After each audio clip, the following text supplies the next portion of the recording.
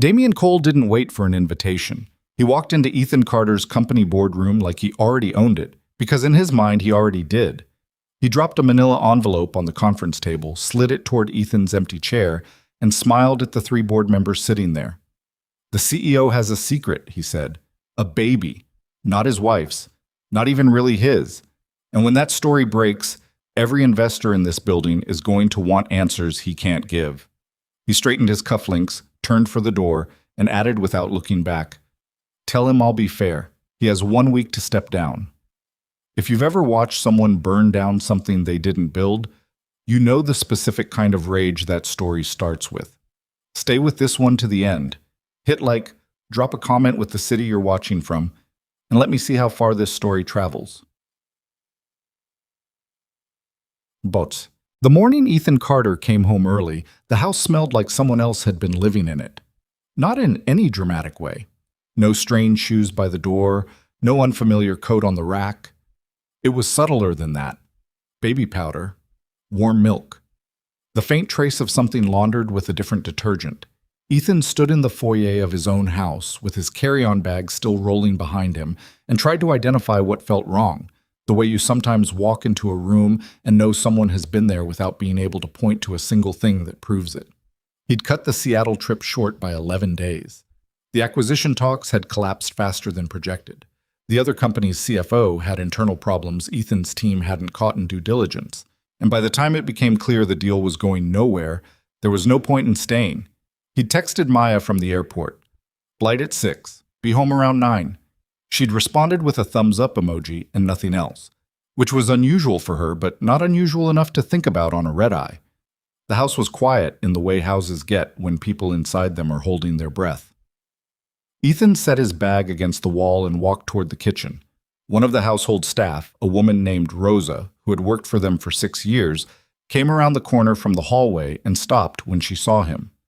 The expression on her face was not the normal kind of surprise you got from someone not expecting the boss home early. It was the other kind, the kind with calculation in it, a half-second of something she needed to manage before she put a smile on. "Mr. Carter," she said, "we didn't know you were back."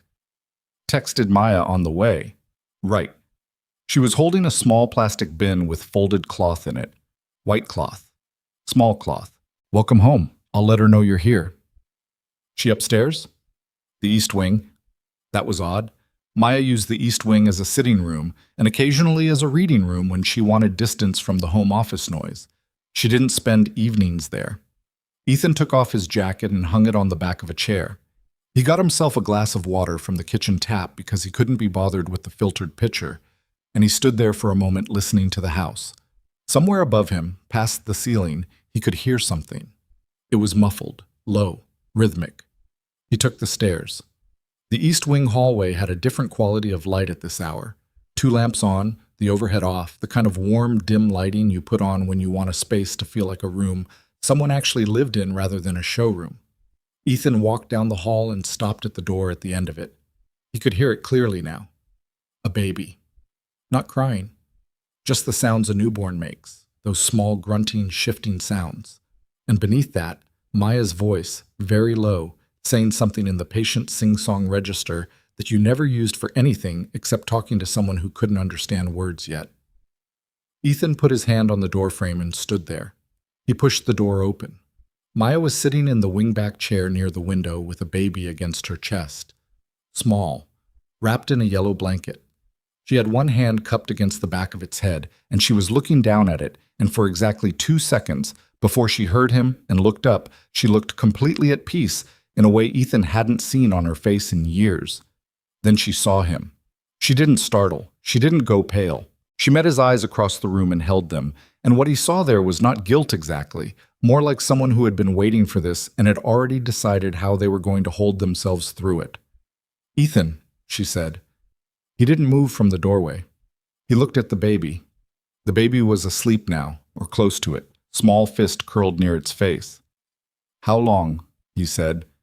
11 days. He counted that back, the same 11 days he had been in Seattle. He looked at her again. "Whose baby is that, Maya?" She held his gaze. "Daniel's." The room got very still. Daniel was Ethan's younger brother.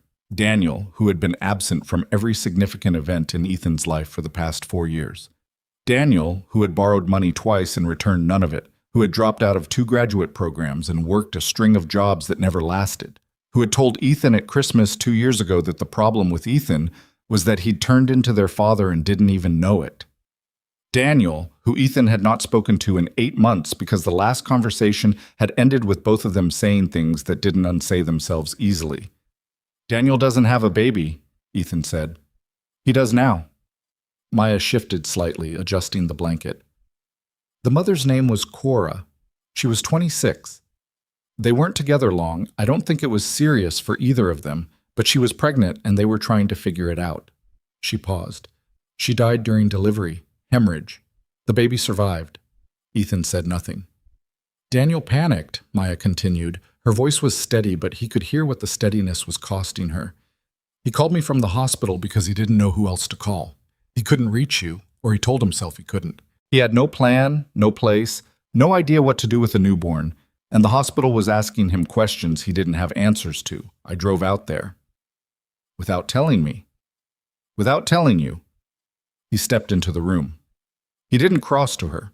He stopped near the dresser, put both hands on its edge, and looked down at the surface of it.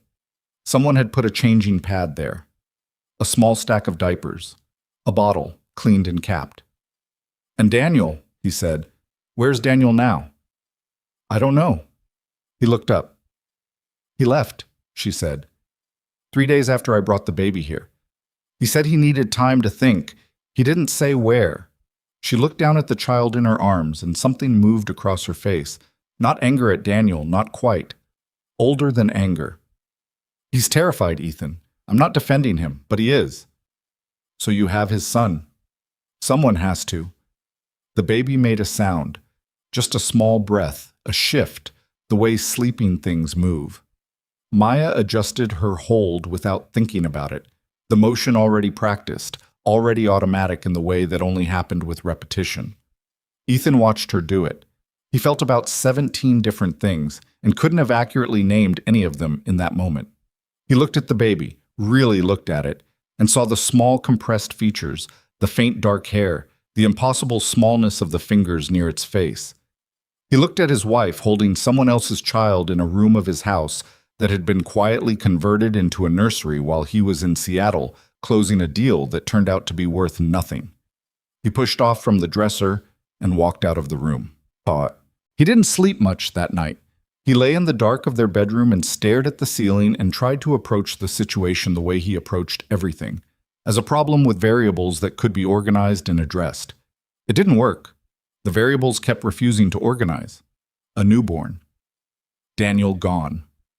Maya, who had made a unilateral decision of considerable weight and had not called him, had not texted, had not done anything except respond to his airport text with a thumbs up, because she had apparently decided that this, all of this, was not something that should be solved over a cell phone from 3,000 miles away. He was angry. He cataloged the anger, took note of it, set it to one side. He was something else too, something underneath the anger that he wasn't ready to look at yet. Around 2 in the morning, he heard the baby cry and heard Maya get up from the far side of the bed and leave the room. He listened to her footsteps in the hall.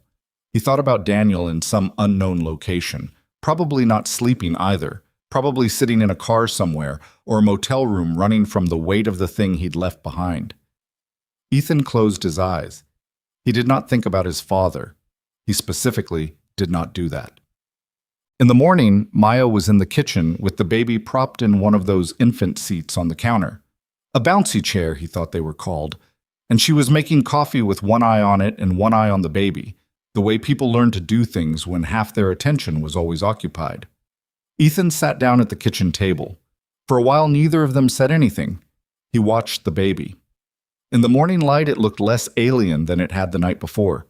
Still small, still improbably new-looking, but less like an abstraction and more like a specific small person. It was awake now, moving its arms in that uncoordinated way newborns did, as if surprised to discover it had arms. "I need you to explain your thinking," Ethan said. Maya set 2 mugs on the table and sat across from him. "I know." "Not justify it. Just explain it. She wrapped her hands around her mug. She was quiet for a moment, then, Daniel called me at 11 at night from a hospital maternity ward. He'd just watched a woman die. He had a newborn baby in an incubator down the hall and a social worker waiting outside to talk to him about placement options, and he was shaking so hard he could barely hold the phone. She looked at Ethan. What was I supposed to do? Tell him I needed to check with you first? Yes? Ethan, that's not an unreasonable answer, Maya. Let me call my husband is not an unreasonable response to someone asking you to take a baby. I wasn't going to leave that child in that hospital while we had a committee meeting about it. I'm not a committee. I'm your husband. This is our house. She looked at him steadily. I know that. And you did it anyway. Yes. He picked up his mug, set it back down without drinking. You understand what you're asking. I understand exactly what I'm asking. Her voice didn't waver. I'm asking you not to punish a child for Daniel's cowardice or for my decision to act without you. I'm asking you to look at that baby and tell me what the alternative was. The alternative was calling me. And then what? You fly home from Seattle to sit across from a social worker and formally place your nephew in the foster care system. Is that better? Is that the version you could have lived with? He didn't answer that. I couldn't, she said, quieter now. I know I went around you, I know that, but I couldn't let that child be handed to strangers because Daniel fell apart and because you were 3,000 miles away and because the right moment to have a real conversation about it never came. She reached across the table and touched his hand, not gripping it, just resting hers on top of his. I'm sorry I didn't tell you. I'm not sorry I went. The baby in the bouncy chair made a sound. Both of them looked at it. Ethan exhaled. What's his name? Maya blinked, like she hadn't expected that to be the next thing. Daniel named him before he left. Noah. Ethan looked at the baby, at Noah, for a long moment. Okay, he said. It wasn't agreement exactly. It wasn't forgiveness or acceptance or any kind of resolution. It was just the place where he ran out of road. Okay, what? He went to his office that afternoon because going to the office was what Ethan Carter did when he needed to feel like a person whose choices had weight and consequence. Carter Logistics wasn't a glamorous company, freight management, distribution infrastructure, supply chain consulting. But it was his, built from a firm his father had run into the ground and that Ethan had spent 11 years reconstructing into something that actually worked. 1,700 employees across 4 regional hubs, contracts with 3 national retailers and 2 government agencies.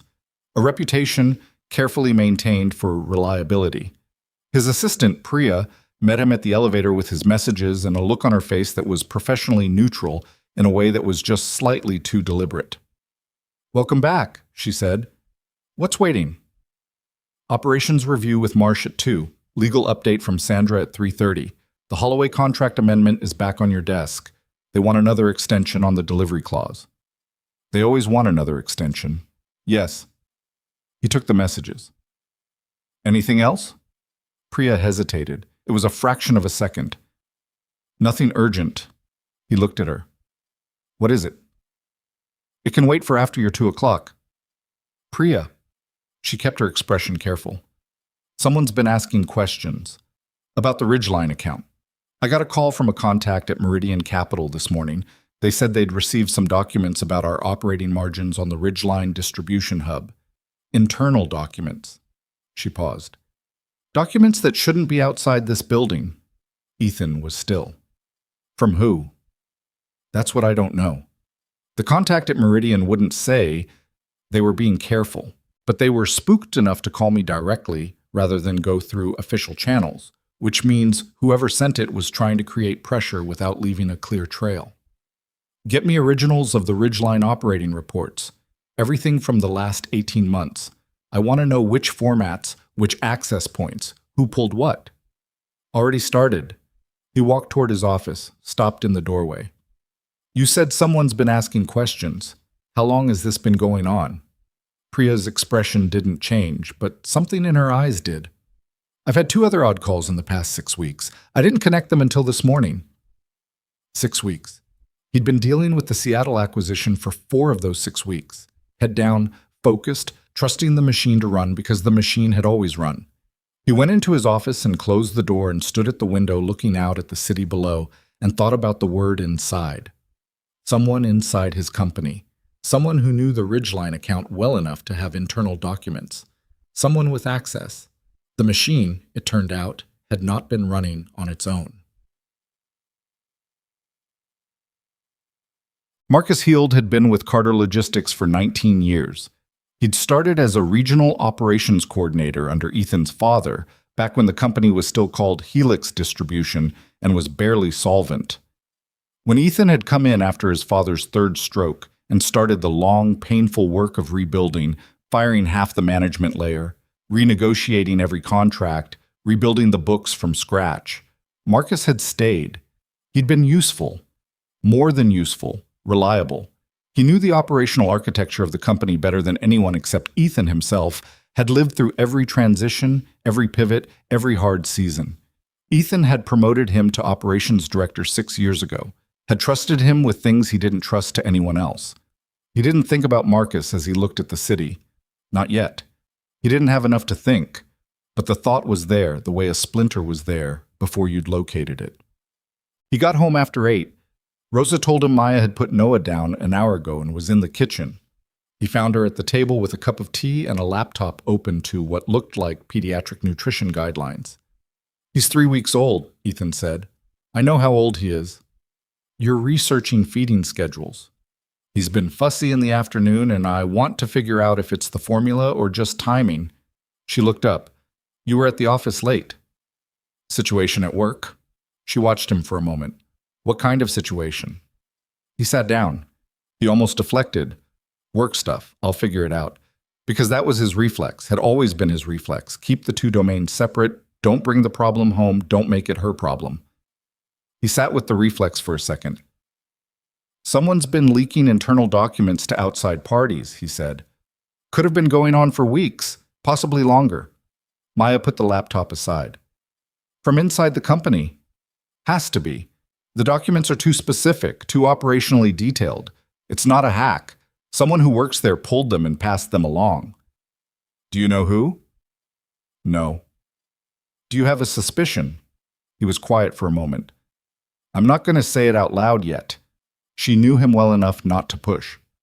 "And the outside party? Do you know who they're going to?" A name came up.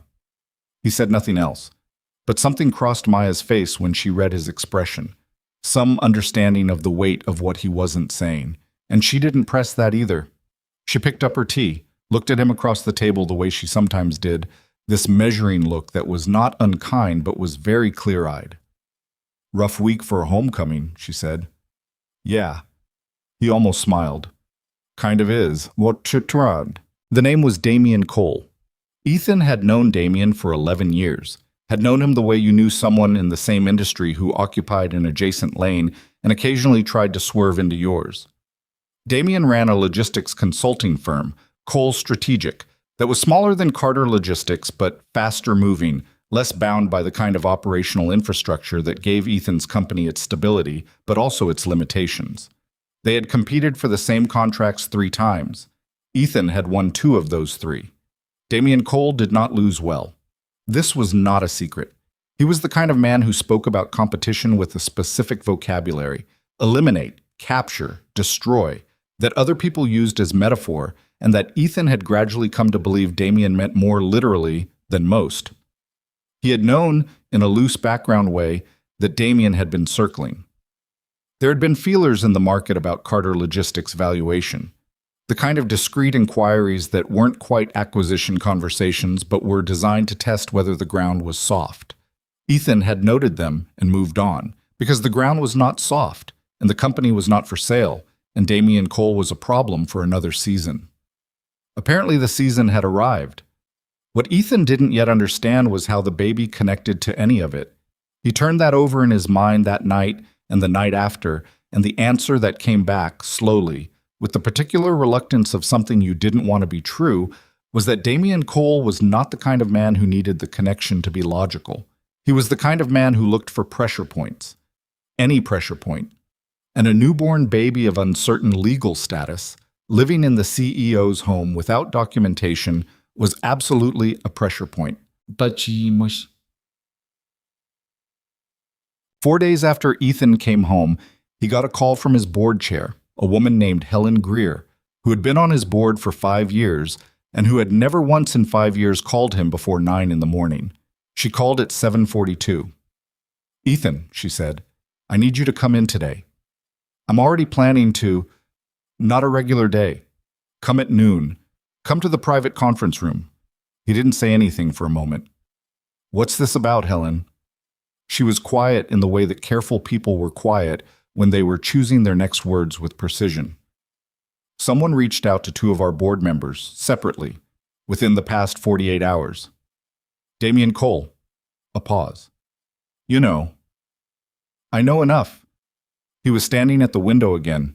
He'd been doing that a lot lately, standing at windows. "What did he say?"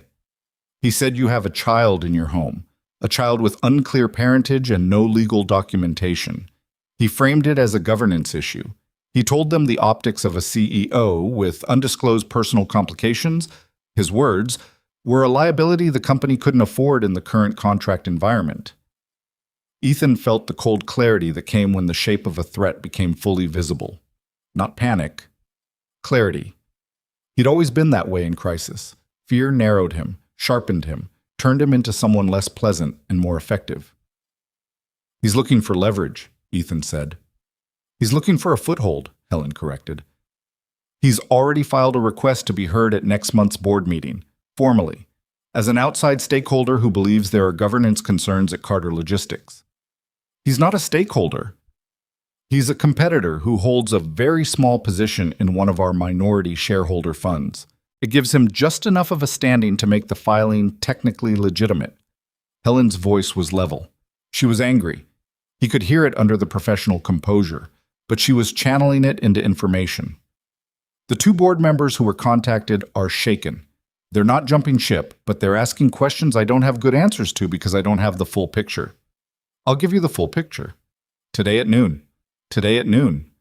He ended the call, stood there for a moment, thought about the baby in the East Wing, Noah awake now, Maya probably feeding him, and thought about Damian Cole walking into a boardroom with a manila envelope, and thought about 19 years of loyalty and whether that word still meant what he'd always believed it meant. He went to find Maya. She was in the kitchen when he told her. He laid it out in plain language, no softening. Damian, the board contact, the formal filing, the fact that Noah's presence in the house was now being used as a weapon by a man who had decided that an uncertain situation was better than a stable one. Maya listened. She set down the bottle she'd been warming and stood at the counter with her arms crossed and her jaw tight, and she listened to all of it. When he finished, she said, "He found out how. Someone told him. Someone in my company who knows what's going on in my life and has been feeding Damian anything that might be useful." He watched her face. "It's been going on for a while, Maya. This isn't opportunistic. Someone has been building toward this." She was quiet for a moment. "What do you need from me?" "I need Noah documented. I need us to start the legal process. Guardianship, whatever the formal pathway is. I need this to be clean on paper as fast as possible so Damian Cole can't stand in front of my board and say the word undisclosed and mean anything by it. Daniel has to sign off on that. I know. We don't know where Daniel is. I know that too." He let out a slow breath. "I'm going to find him." Maya looked at him for a long moment. There was something in her expression that was not quite relief and not quite gratitude, more like recognition, like she was seeing something in him that she'd been wondering whether was still there. "Okay," she said. He pulled out his phone and started scrolling through contacts, people who knew Daniel, people who might know where Daniel had gone to ground. He didn't look up, but he was aware of Maya in the kitchen behind him, and of the small sounds from the bouncy chair where Noah was watching the ceiling, and of the fact that for the first time since he'd walked through his front door and smelled something different, he felt like he was standing on solid ground again. Damaged ground, complicated ground, ground with problems buried in it that were going to take considerable work to dig out, but solid. He started making calls. The calls Ethan made that morning produced nothing useful. 3 people who had known Daniel in his 20s, college friends, the kind whose numbers you kept in your phone out of habit more than expectation, said they hadn't heard from him in over a year. A woman named Tess, who had dated Daniel briefly, said he'd texted her once about 8 months ago asking if she knew anyone hiring in Portland, and after that, nothing. An old roommate named Jeff said Daniel had called him 3 weeks ago, which tracked, but that Daniel had been hard to read on the phone, had asked some vague questions about what Jeff's cousin did in family law, and had hung up before Jeff could ask what was going on. Family law. So Daniel had at least been thinking about it. The legal dimension, the paperwork, the reality that a baby required a name on a document somewhere. He hadn't been entirely paralyzed. He'd just stopped before he got to the part where he had to talk to Ethan. Ethan wrote down Jeff's number and thanked him and ended the call and sat at his desk with the list of names and understood, with the particular flatness of a conclusion you'd already half reached, that Daniel wasn't going to be found by phone calls. Daniel would surface when Daniel was ready, which meant the question was not how to find him, but how to manage the situation until he showed up. He had a lawyer named Carol Vance who handled personal legal matters, estate, contracts, the occasional thing that needed someone careful. He called her and laid out the basics. Newborn child, mother deceased, biological father absent, child currently in his home under informal care. Carol listened without interrupting, which was one of the things he valued about her. Guardianship is the right framework, she said when he finished. Emergency temporary guardianship first. That formalizes the current arrangement and gives you legal standing to make medical and care decisions. Then we convert it to something more permanent once the father is located and we have his signature on a voluntary placement agreement. How long does the emergency process take? If I file this week, we can have a hearing within 10 days. The court moves faster when there's an infant involved. File this week. I'll need documentation, birth certificate, hospital records from the delivery, whatever the father left you. He left nothing. Carol was quiet for a moment. Did the hospital discharge him? I assume so. My wife picked the baby up.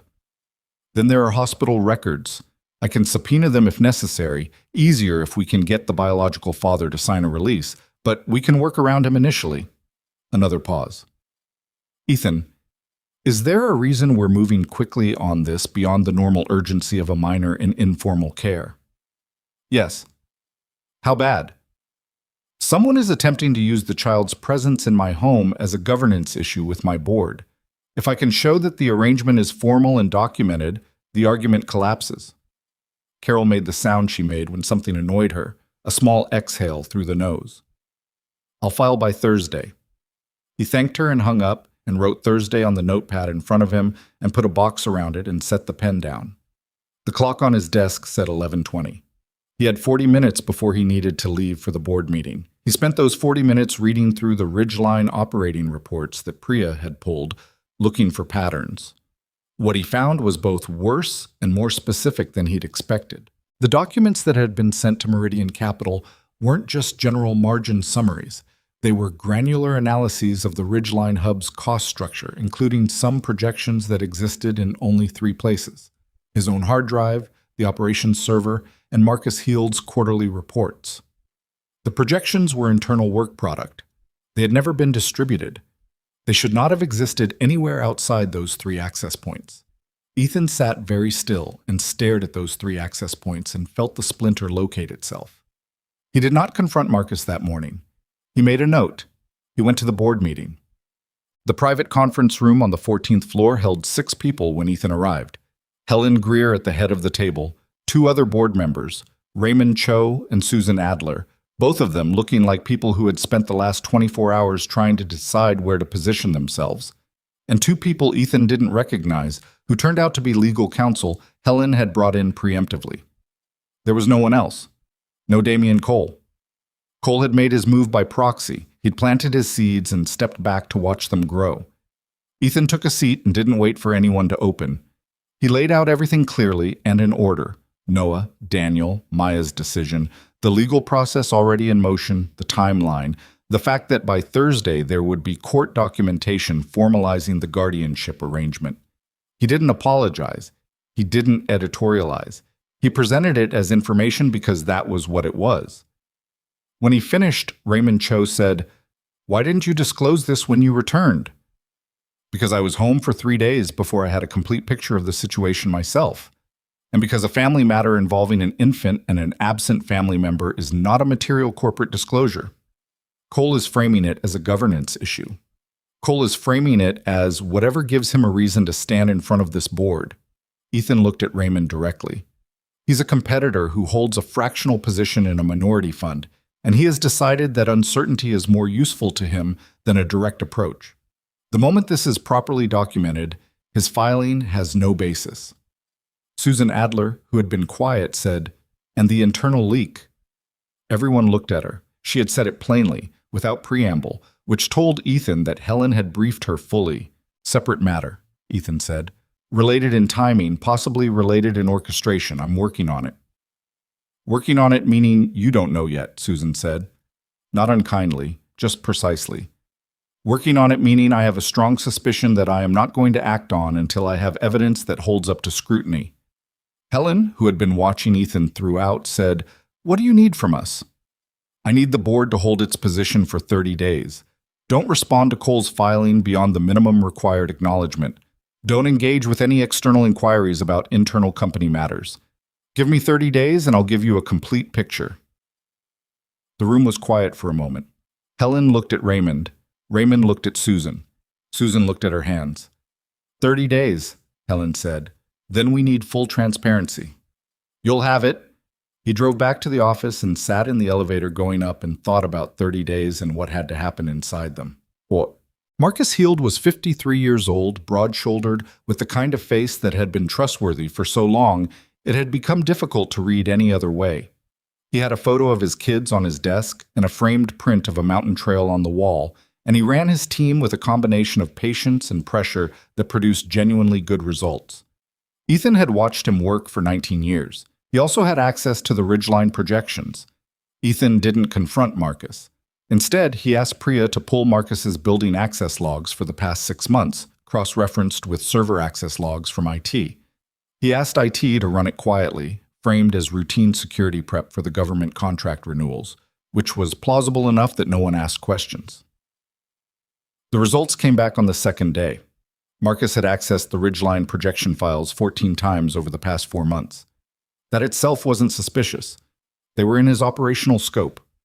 But 5 of those accesses had happened on evenings or weekends, at hours when no operational work would have required them, and 3 of them had been followed within 48 hours by the kind of oblique market inquiries that Priya had flagged.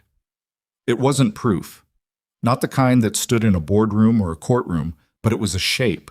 And the shape was specific, and Ethan had been reading shapes for long enough to know what he was looking at. He went home that evening and sat in the kitchen and ate the dinner Rosa had left covered on the stove and watched Maya across the table with Noah in the carrier she'd started using, the baby against her chest while she ate, her hand occasionally going up to adjust the fabric. "I want to ask you something," he said. "Okay. Has Marcus Heald ever come to the house while I've been traveling? For any reason?" Maya looked up. "Once. About 2 months ago. He said he needed a signature on something for the Holloway contract extension. Said it was time-sensitive and he couldn't reach you by phone. And you let him in. He waited in the sitting room. Rosa got the signature page. He was here maybe 15 minutes. She was watching Ethan now with careful attention. "Why?" Ethan was quiet for a moment. Noah made a small sound, something between a sigh and a grunt, and Maya's hand went up automatically, adjusting the carrier without looking. "Did he ask about anything? Personal?" "Not directly." She paused. "He asked how Daniel was. Said he remembered Daniel from when your father still ran the company. Said he'd always wondered what happened to him." She paused again. "I didn't tell him anything. But I may have, I don't know, reacted in a way that told him there was something to know." 2 months ago. Before Ethan had gone to Seattle. Before Daniel had called Maya from the hospital. Before any of this had a shape. Marcus had been asking about Daniel 2 months ago. Ethan put that down on top of everything else and let it sit there. "It's him, isn't it?" Maya said. It wasn't quite a question. "I don't have enough to move yet." "But it's him." He looked at her. "Probably." Maya looked at the table. She'd known Marcus in the background of Ethan's work life for years, seen him at company events, heard his name in the same sentence as words like solid and reliable. She knew what 19 years meant. She knew what it cost to say probably about someone like that. "I'm sorry," she said. "Don't be. Not yet." He pushed back from the table. "I need more." The more came from a direction Ethan hadn't anticipated. It came from Damian Cole himself. Cole called Ethan's direct line on a Thursday afternoon, and the audacity of it was so complete that Ethan almost didn't answer. He let it ring twice and then picked it up because refusing to have the conversation would only move the schedule, not change the destination. "Ethan," Cole said. His voice had that particular quality some men cultivated, warm, amused, entirely artificial. "I appreciate you taking my call." "I almost didn't." "Fair." A small laugh. "I wanted to reach out directly before this goes any further. I think there's a cleaner path here than what we're both heading toward." "I'm listening." "The board filing, look, that's just process. I'm a concerned party with a legitimate position, and I use the appropriate channel. But I'd rather we talk as two business people than let lawyers run this thing into the ground for everyone." "What do you want, Damian?" A beat of silence. Cole apparently appreciated directness even when he didn't practice it. "The Ridgeline Hub. I want first right of refusal if you ever decide to divest. And I want the Holloway renewal to go to open bidding. I think if you look at my firm's capacity right now, we're competitive, and the relationship you have with Holloway doesn't need to be exclusive." Ethan said nothing for a moment. He was writing things down. "In exchange," Cole continued, "the filing goes away. Whatever I've shared with whoever I've shared it with, that conversation ends. You're telling me you've been actively talking to my board members about my personal life in exchange for a business concession. I'm telling you that I think we both have interests that could align if we're practical about it. That's not what I asked." Another pause. "I'm telling you that things have a way of either escalating or resolving, and I'd prefer resolution." Ethan looked at what he'd written. Ridgeline, Holloway. Things have a way of escalating. "I'll think about it," he said. "I'd appreciate a response by—" "I'll think about it." He ended the call. He sat for a moment, then called Priya. "Get me the direct line for the Attorney General's office, Commercial Fraud Division, and get me Sandra from legal." Priya was quiet for half a second. "Should I ask why?" "Extortion," Ethan said, "needs to be documented from the first phone call." He started recording his own calls after that. Sandra confirmed it was legal in their state with one-party consent.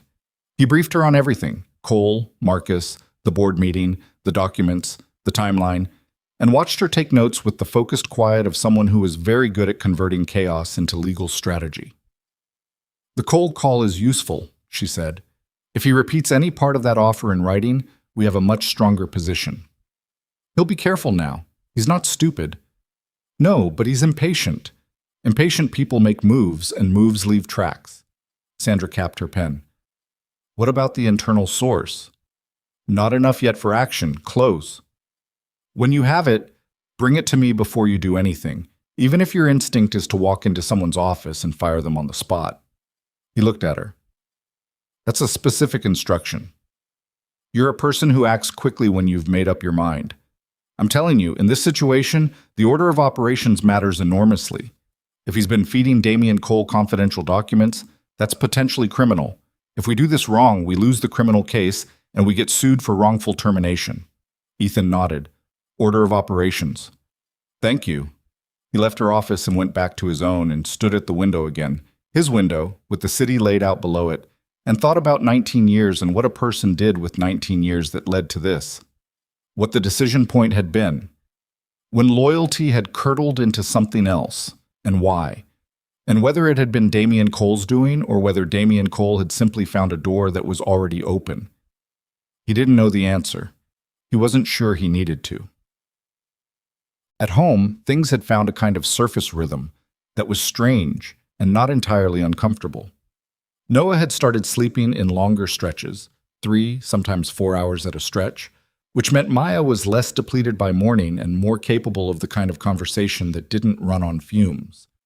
Ethan had started getting up for the 3 a.m. feeding, not every night, but enough nights that it had become a thing he did without deciding to. He'd sit in the East Wing with the baby and the bottle and the specific silence of a house at 3 in the morning and find himself, more than once, surprised by how completely it occupied him, not in a way that resolved anything, but in a way that temporarily displaced everything else. Noah was 4 weeks old. He had Daniel's nose and the general expression of someone who had been given very little context for the situation he'd found himself in and was doing his best with the available information. Ethan had no idea what to do with him beyond the mechanics of the bottle and the burping and the way you were supposed to support the head. He was not naturally good at this. He'd never particularly imagined it for himself. But he did it, which was its own kind of answer to a question he hadn't consciously asked. Maya watched him do it and didn't say anything, which was its own kind of answer too. One evening, she came into the east wing while Ethan was mid-feeding and sat on the small sofa near the window and tucked her feet under her and said, "Can I ask you something?" "Sure." "The way you've been with him." She gestured at Noah. "It's not nothing, Ethan. I'm just feeding him. I've watched you talk to him. He can't understand anything I say." "I know. I heard what you were saying anyway." He had been, at some point in the past week, running through a supply chain problem out loud while Noah sat in the crook of his arm. Not baby talk, just actual thinking, out loud, because the baby didn't care and the talking helped him sort through it. He had not been aware of being heard. "I wasn't doing anything," he said. "I know." Maya looked at him. "That's sort of the point." He looked down at Noah. The baby had finished most of the bottle and was doing the unfocused looking at nothing that preceded sleep. Ethan adjusted his hold slightly. "I don't know what this is," he said. Meaning Noah. Meaning the whole arrangement. Meaning what it made him and what he was supposed to feel about it. "I genuinely don't know." "Neither do I," Maya said. "But I think not knowing and still showing up for it is actually the whole thing." He didn't answer that, but he sat with it. Daniel called on a Sunday. Not Ethan's phone, Maya's. 7 in the morning, and Maya was already up with Noah, and she answered and walked quickly to the hallway, and Ethan heard the change in her voice from the bedroom, the controlled urgency of someone trying to talk someone down from a high place. He got up and stood in the doorway of the bedroom. Maya had her back to him, phone against her ear. He heard her say, "Daniel, stop. Stop talking for a second. Are you somewhere safe right now?" A pause. She turned slightly and saw Ethan, and her expression said several things at once. "Okay," she said into the phone. "Okay, I hear you. He's fine. He's healthy. He's sleeping well. Daniel, he's okay. The baby is okay?" Another pause. "I need you to listen to me. Ethan is home. He knows everything. And I need you to understand that the situation has gotten complicated in ways that require you to be present. Not eventually. Soon." Ethan held out his hand. Maya looked at it, hesitated. "Daniel," she said, "your brother wants to talk to you." A longer pause this time. Then she put the phone in Ethan's hand and took a breath and stepped back. Ethan put the phone to his ear. "Hey." Silence on the other end. He could hear Daniel breathing, or he thought he could. Might have been static. "Hey," Daniel said finally. His voice was thinner than Ethan remembered, careful in the way people got careful when they expected to be yelled at. "I'm not going to do what you think I'm going to do," Ethan said. "What do I think you're going to do? Lecture you, or yell at you, or itemize every way you've screwed this up?" He paused. "I'm not. We can have that conversation later, or not at all, but that's not what I need right now." Daniel was quiet. "What I need," Ethan said, "is for you to come back. Not because I'm telling you to, not because you have to, but because your son exists and he's in my house, and the situation around him is more complicated than it should be, and the one person who can simplify it with a pen and a document is you." Another long silence. "Is he—" Daniel stopped, started again. "Is he okay?" "He's fine. He's healthy." Ethan looked at Maya across the room. "Maya's been taking care of him. He's fine, Daniel." He heard something on the other end that might have been Daniel exhaling. Or not. It was hard to tell. "I don't know if I can—" "I know you don't. Come back anyway." The call lasted another 4 minutes. By the end of it, Daniel hadn't committed to anything exactly, but the conversation had the texture of something that was going to move rather than stay still. Ethan handed the phone back to Maya, and she looked at him with an expression that sat somewhere between relief and the quiet recognition of something that was going to be harder before it got easier. "He'll come," she said. "Maybe." "He will." She seemed certain in a way Ethan wasn't, but he'd learned over the years that Maya's certainty was a different instrument than his, and not always less accurate. "He needs a couple more days to work up to it." Ethan nodded. He went to the kitchen and made coffee and stood at the counter and thought about the version of himself that had walked through this front door 11 days ago, and the version that was standing in this kitchen now, and the gap between them was not as wide as he would have said, but it was not nothing either. His phone buzzed. A text from Priya. "IT sent over updated server access logs. You should see this before Monday." He read it twice. Set the phone face down on the counter, picked it up again and typed, "Send them over." The logs arrived while he was still standing there with his coffee. He opened them on his phone and stood in the morning light of his kitchen reading numbers and timestamps and access records while Noah made small sounds from somewhere down the hall, while Rosa moved around in the background setting the table for breakfast, while Maya's footsteps went back and forth in the east wing overhead. The logs were worse than what he had before.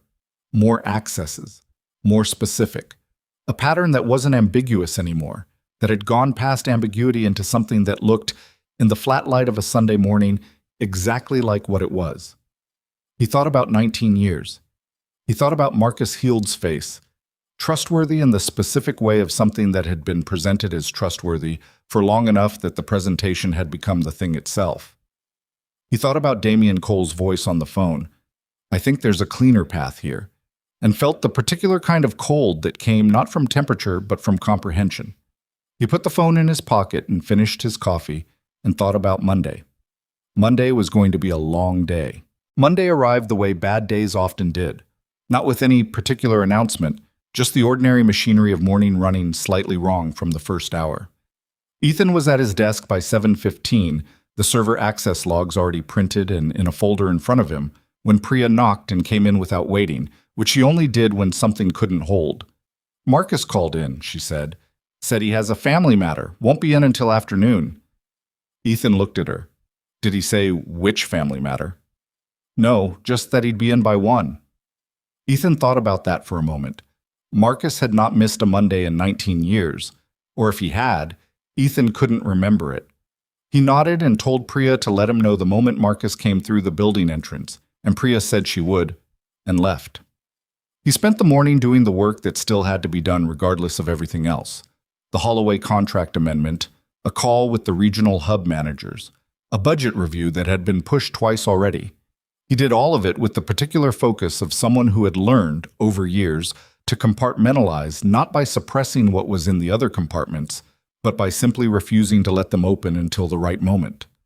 The logs sat in their folder on the corner of his desk. He didn't touch them. Marcus walked in at 12:47. Ethan heard from Priya via text and gave it 10 minutes. Enough time for Marcus to get settled, get coffee, do whatever a man did when he came in late on a day he suspected might end badly. Then he picked up the folder and walked down the hall.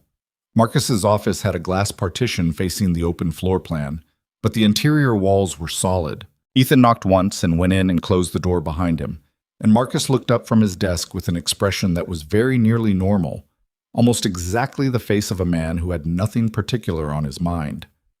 Almost. "Ethan," he said, "I was going to come find you after I got through my messages." "That's fine. I came to you." Ethan sat in the chair across from the desk, the chair where he'd sat for 100 operational reviews, 100 budget conversations, 19 years' worth of the ordinary business of running something together. He set the folder on his knee and didn't open it. "How's the family matter?" "Resolved?" A slight pause. "Minor thing." "Good." Ethan looked at him. "I want to talk about the ridgeline projections." Something moved behind Marcus's eyes. Not guilt exactly, more like the micro-adjustment of someone recalibrating. He was good. He had always been good at this, which was part of why it had taken this long to see. "What about them?" Marcus said. You accessed the internal projection files 14 times in the past 4 months. 5 of those were evenings or weekends. 3 of them happened within 48 hours of external inquiries about our operating margins reaching parties who should not have had that information. Silence. I'm not asking if this is true, Ethan said. The logs are right here. I'm asking you to tell me how it started. Marcus looked at the folder on Ethan's knee. He looked at the desk in front of him. He was quiet for a long time, longer than innocent people were usually quiet, which was its own kind of answer. You should have legal present for this conversation, he said finally. I can arrange that. But right now, in this room, before any of that, I want to hear it from you. Because you've been here 19 years and I think I'm owed that much. Another silence. The floor plan outside the glass partition was busy with people moving, phones ringing, the ordinary afternoon of a company that didn't know it was standing over a crack. It wasn't about you, Marcus said. His voice had changed. Not the recalibration voice anymore. Something flatter, older. I want to be clear about that. It wasn't personal. Passing my internal documents to a competitor isn't personal. Cole approached me 3 years ago. He stopped, seemed to decide something. He'd done his research. He knew I'd been passed over for the equity share when you restructured the executive compensation package. He knew I was... He stopped again. I had some financial problems, personal ones. He offered to help with those in exchange for periodic information, market positioning stuff at first. Nothing operational. And then the ask got more specific. And by then I was in it far enough that saying no wasn't... He exhaled through his nose. It wasn't simple anymore. Ethan sat very still. 3 years. For 3 years, Marcus had been sitting across from him in rooms like this one, in board meetings, in the quarterly reviews where Ethan had talked about the company's direction and its vulnerabilities and its plans, had talked about all of it in front of Marcus because Marcus was the one person in the operational chain he trusted completely. 3 years of that. The equity share, Ethan said. He remembered it. He had restructured the compensation package 5 years ago, and Marcus had been one of 4 senior directors who'd been shifted from the old model to a salary-based structure. Ethan had explained the reasoning, had thought the conversation had landed reasonably well. Apparently it had not. You should have told me. I did, in so many words. Not clearly enough that I understood. No, Marcus said, not clearly enough. He looked at the desk. I'm not saying you owe me anything. I'm saying that's where the door was, and Cole found it. Ethan opened the folder. He laid 3 pages on the desk. Printed logs, specific dates, specific file names. I'm going to need you to stay in the building today.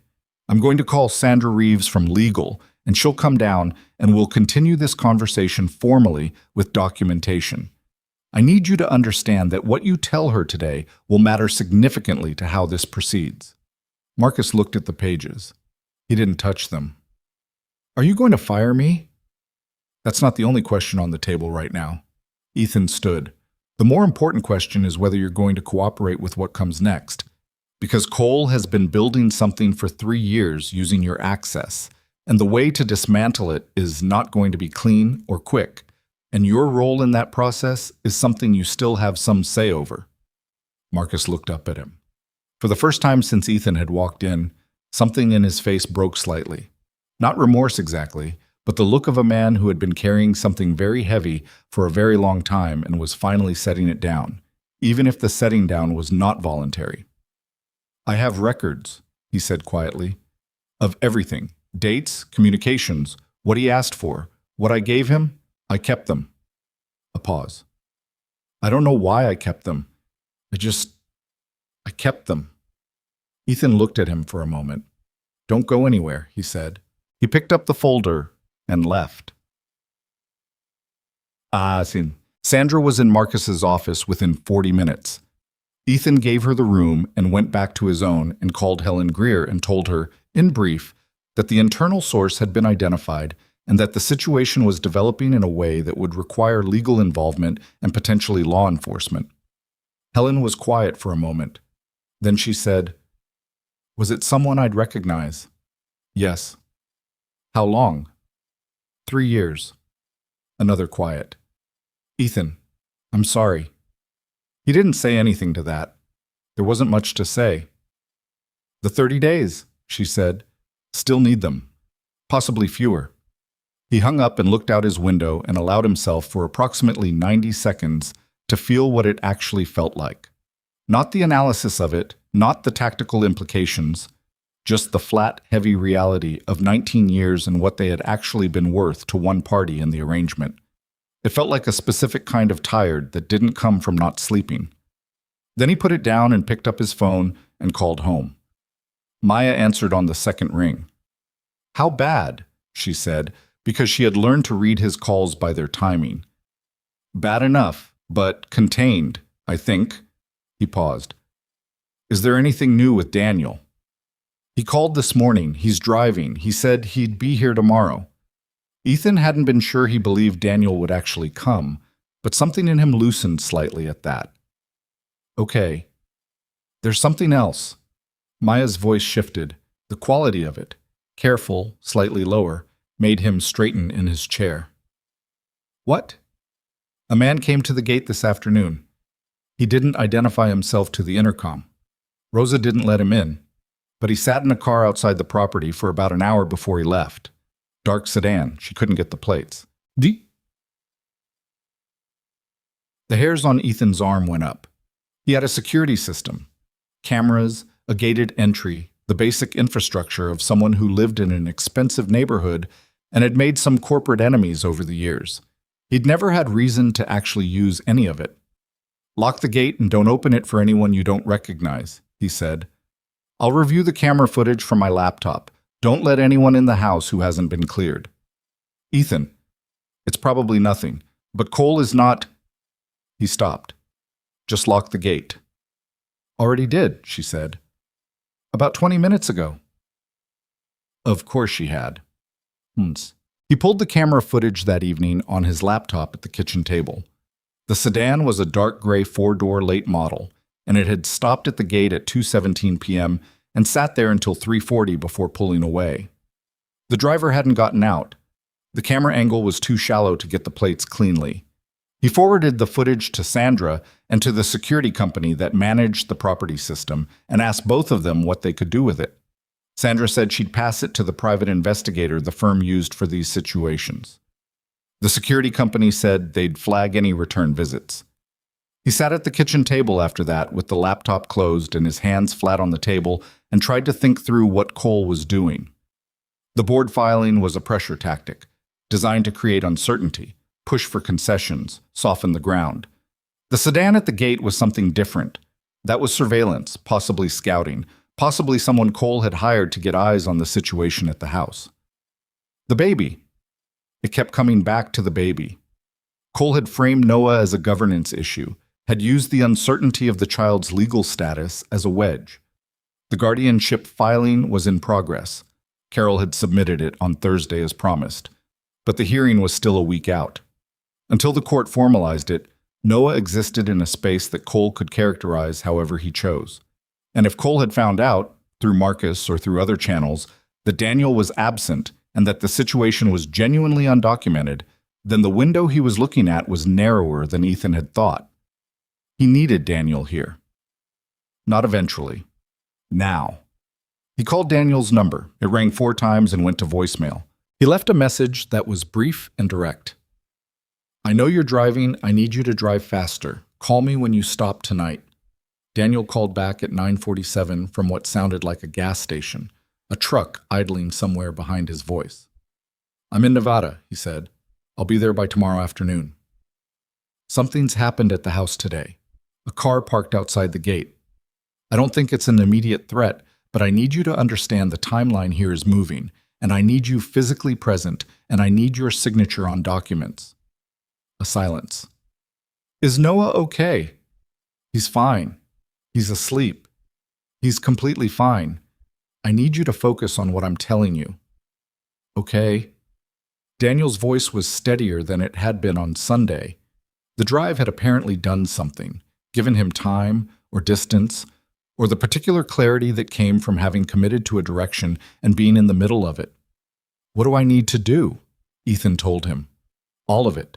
The guardianship filing, the voluntary placement agreement, What Carol needed from him, what Ethan needed from him, the specific pieces of paper that would transform Noah's situation from precarious to protected. Daniel listened and didn't interrupt, which was unusual for him. When Ethan finished, Daniel said, "I'll be there by 2 tomorrow." "I know you're scared," Ethan said. He hadn't planned to say it. It came out anyway. Daniel didn't say anything for a moment. "Yeah, that's okay. Just come." He hung up and sat in the quiet kitchen for a while. Maya came down around 10 and made tea and sat across from him, and they went through the camera footage together, her sharp eyes catching an angle on the sedan's front plate that Ethan had missed, partially obscured by the gatepost, but not entirely. She wrote down what she could make out and pushed the notepad across the table to him. He looked at it. "You're good at this." "I pay attention." She wrapped her hands around her mug. "Ethan, what do you think Cole is actually trying to do? Not the board filing, not the documents. What does he actually want?" Ethan thought about it, really thought about it, which was different from the tactical analysis he'd been running. "I think he wants the company," he said. "Not through acquisition. He doesn't have the capital for a direct move. He wants to create enough instability that the board loses confidence in me, that I become someone managing a crisis rather than running a business. And then he positions himself as the reliable alternative for key contracts and key people." He paused. "He wants to hollow it out from under me." "Can he?" "Not if I move faster than he's planning for." He picked up his phone, looked at the partial plate number Maya had written down. "The sedan bothers me more than the board filing. The filing is a legal process. I can respond to it through legal channels. A car sitting outside my house for 90 minutes is not a legal process."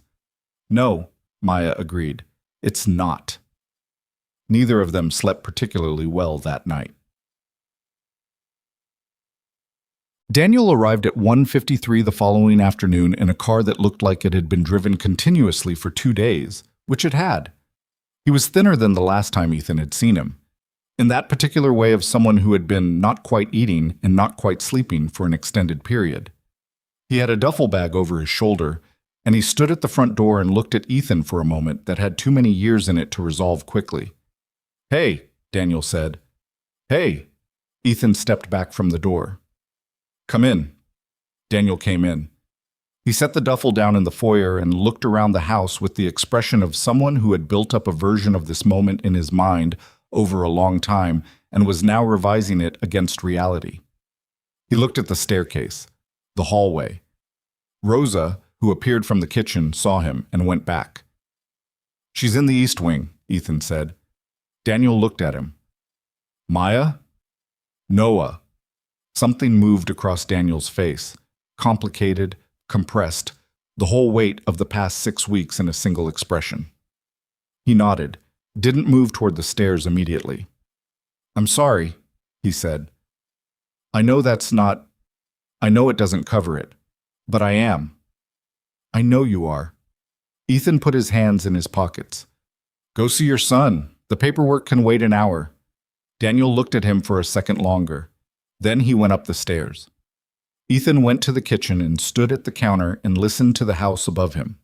He heard footsteps in the east wing hall, a door opening.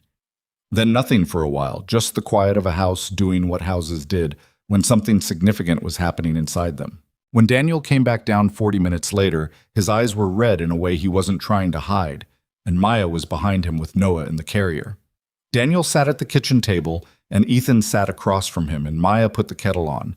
And for a while the three of them did the thing that families who had been through something difficult sometimes did, occupied the same space without demanding resolution from each other. Then Daniel said, "Tell me what's happening, all of it." Ethan told him, the documents, Marcus, Cole, the board filing, the sedan at the gate. He didn't soften any of it and didn't editorialize, just laid it out.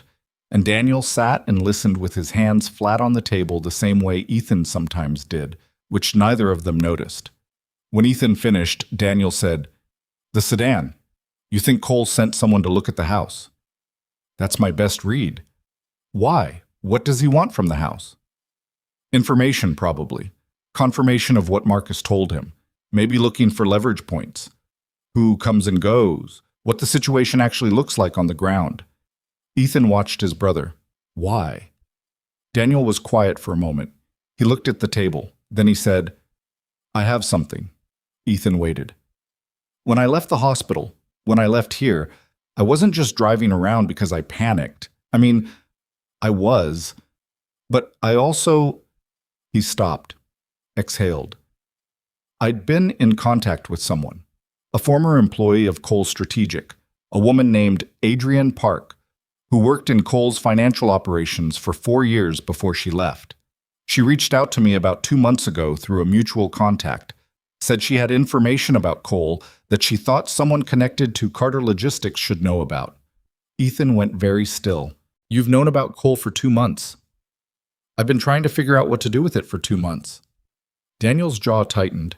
I know how that sounds. I wasn't in a good place, and then Cora died, and then I was even less in a good place, and Adrienne kept saying she needed more time to get the documentation together. What documentation? Daniel looked at him. Cole has been running a coordinated campaign against Carter Logistics for at least 3 years. Not just Marcus.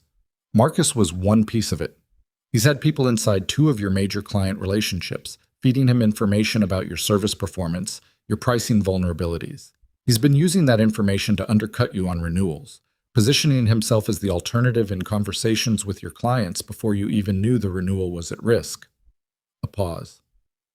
Adrienne documented all of it. Meeting records, payment transfers, communications. She has copies of everything. The kitchen was very quiet. Maya had turned from the kettle and was looking at Daniel. Ethan said nothing for a long moment. Where is she now? He said. I've been in contact with her by phone. She's in the city. She's been waiting for me to... She's been waiting. He looked at Ethan. She was scared. Cole is... He's not a person who handles loose ends well. She needed to know there was somewhere safe to bring this. Ethan thought about the sedan, the 90 minutes outside his gate, the way Cole had called his direct line with that specific warm confidence, as if he already knew where all the pieces were. She needs to bring it tonight, Ethan said. I know. Daniel. He stopped. There was a version of this conversation that went into everything unresolved between them, the 8 months of silence, the things said at Christmas 2 years ago, the long pattern of Daniel needing things and Ethan being unable to give them in the right form, or Daniel being unable to ask in a way Ethan could hear. There was a version that took hours and probably needed to happen at some point. Call her. Tell her to come here tonight. Tell her to bring everything she has. Daniel nodded. He pulled out his phone and left the kitchen. Maya looked at Ethan. You should call Sandra. Already thinking it. And you should eat something. You haven't eaten since this morning. He looked at her. How do you know that? Because you do this. When things are bad, you stop eating and you stand at windows and you think you're managing, but you're running on nothing. She turned back to the stove. Sit down. I'll make something. He sat down. Sant. Adrienne Park arrived at 8:15. She was a small, composed woman in her early 40s with a quality of watchfulness about her, the particular alertness of someone who had been looking over their shoulder long enough that it had become a resting state. She had a bag with a laptop and a hard drive and a thick accordion file of printed documents, and she sat at Ethan's dining room table across from him and Sandra Reeves, who had driven over at Ethan's call without complaint, and she laid it out. She was thorough. She had been a financial operations manager at Cole Strategic, which meant she had seen the money, where it went, what it was labeled, what it was actually for.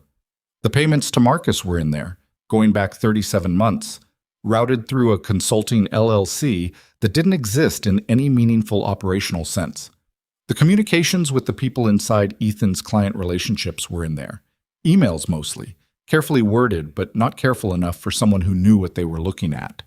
A timeline of Cole's campaign against Carter Logistics, assembled from internal strategy meetings she had attended, documented in the notes she had kept because she had understood, at some point in year 3, that she might need them. Sandra asked questions throughout, careful and precise, and Adrienne answered each one without flinching. She'd clearly rehearsed this, not the answers, but the steadiness. She had made a decision to do this, and she was going to do it all the way. At one point she said, "I know this puts me in a difficult position legally. I know I participated in some of this by proximity even when I wasn't directing it. I've spoken to an attorney. I'm prepared for that." Sandra looked at her. "Your cooperation here is significant. That matters to how these things proceed." "I know." Adrienne looked down at the documents on the table. "Cole is going to know I did this. She stopped. "That's something I've accepted." The meeting went until almost 11. When it was over, Sandra took the hard drive and the documents and said she'd need 2 days to go through everything before she could give Ethan a full assessment.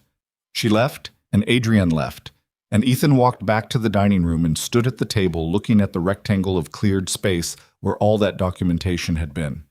Daniel was in the doorway. "Is it enough?" he said. "Sandra thinks so. She needs time to verify, but she thinks so." Daniel nodded. He looked at the table too. "I should have come to you sooner. With Adrienne, with all of it. I should have called you instead of just—" He shook his head.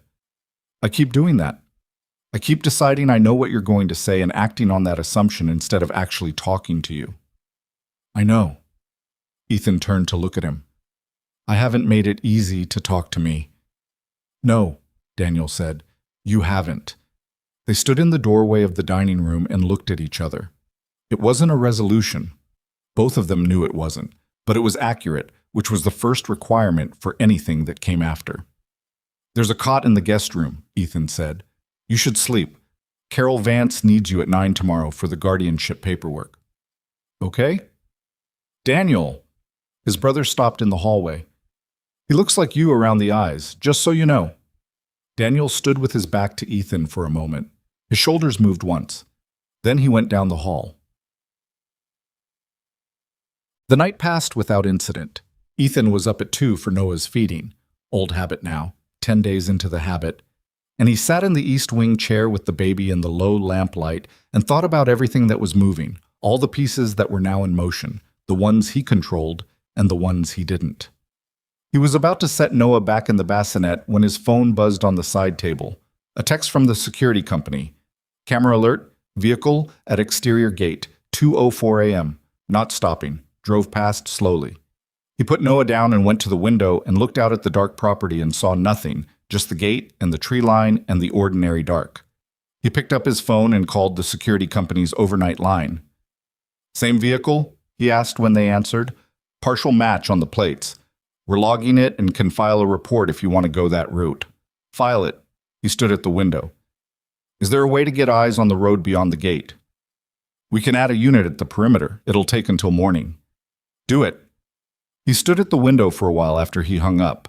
The property was quiet, the gate closed, the lights off, the house doing what houses did at 2 in the morning. But the car had come back, which meant Cole, or someone Cole had hired, was not done watching. The documents Adrienne had brought tonight. If Cole knew about Adrienne, if he'd been tracking her contacts, then he might know that the situation had shifted, that what had been a 3-year campaign was now something with a witness and a paper trail and an attorney reviewing it, which meant the window for whatever Cole was planning was closing, and people whose windows were closing had a tendency to accelerate.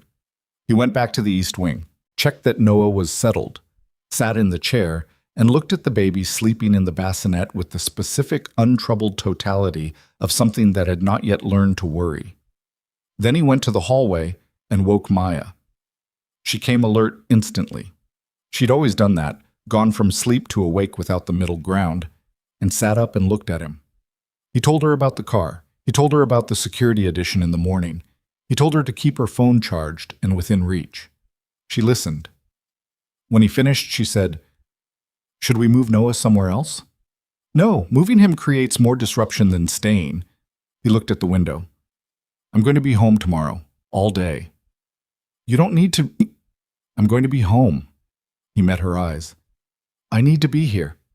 I think things are going to move fast tomorrow, and I need to be where I can see what's coming." She looked at him for a moment, then she reached out and touched his face, just her palm, briefly, against his jaw, and said, "Okay." He went back to his own room but didn't sleep. He lay in the dark and thought through the order of operations. Sandra's review, the guardianship hearing, the documentation Adrienne had brought, The security addition on the perimeter, Daniel's signatures in the morning. He arranged them in sequence, checked them against each other, looked for the gaps. There were two. The car outside the gate was one. The other was the simple fact that Cole knew his timeline was collapsing and had not yet played his last card. Ethan didn't know what that card was, and not knowing was the part that kept him awake until 5 in the morning, staring at the ceiling while the house breathed around him and the first gray light began to come through the curtains, slow and indifferent, the way mornings came regardless of what was waiting inside them. The gray light Ethan had watched come through the curtains turned into a full morning without him sleeping. And by 6:30 he was in the kitchen with coffee and his laptop, going through everything Sandra had sent at midnight. A preliminary assessment, 12 pages, written with the careful precision of someone who had spent an hour deciding exactly which words to use. The short version was that Adrienne's documentation was solid, not perfect. There were gaps, places where the paper trail went indirect rather than direct, but solid enough that Sandra had written, near the bottom of page 11, the sentence Ethan had been waiting for. In my professional assessment, this documentation supports both a civil action for tortious interference and a referral to the Commercial Fraud Division for review of potential criminal exposure. He read that sentence twice. Set the mug down. Read it a third time. He called Sandra at 7:15 knowing she'd be awake. She picked up on the second ring. I assume you read it. All 12 pages. The gaps aren't fatal, she said. Adrienne's testimony fills most of them. The payment records are the strongest piece. The LLC Cole used has no legitimate business activity, which means the transfers to Marcus read as exactly what they are. How long before we can move? I want one more day to cross-reference the timeline against the server logs you gave me. If those line up the way I think they will, we go to the AG's office Thursday morning. Thursday? I know that feels slow. It's not slow, he said. It just means 2 more days of Cole thinking he's still in this. Sandra was quiet for a moment. There's one more thing I want you to think about. The board filing. Cole has positioned himself as a concerned outside stakeholder. When this breaks, and it will break publicly at some point, the narrative matters.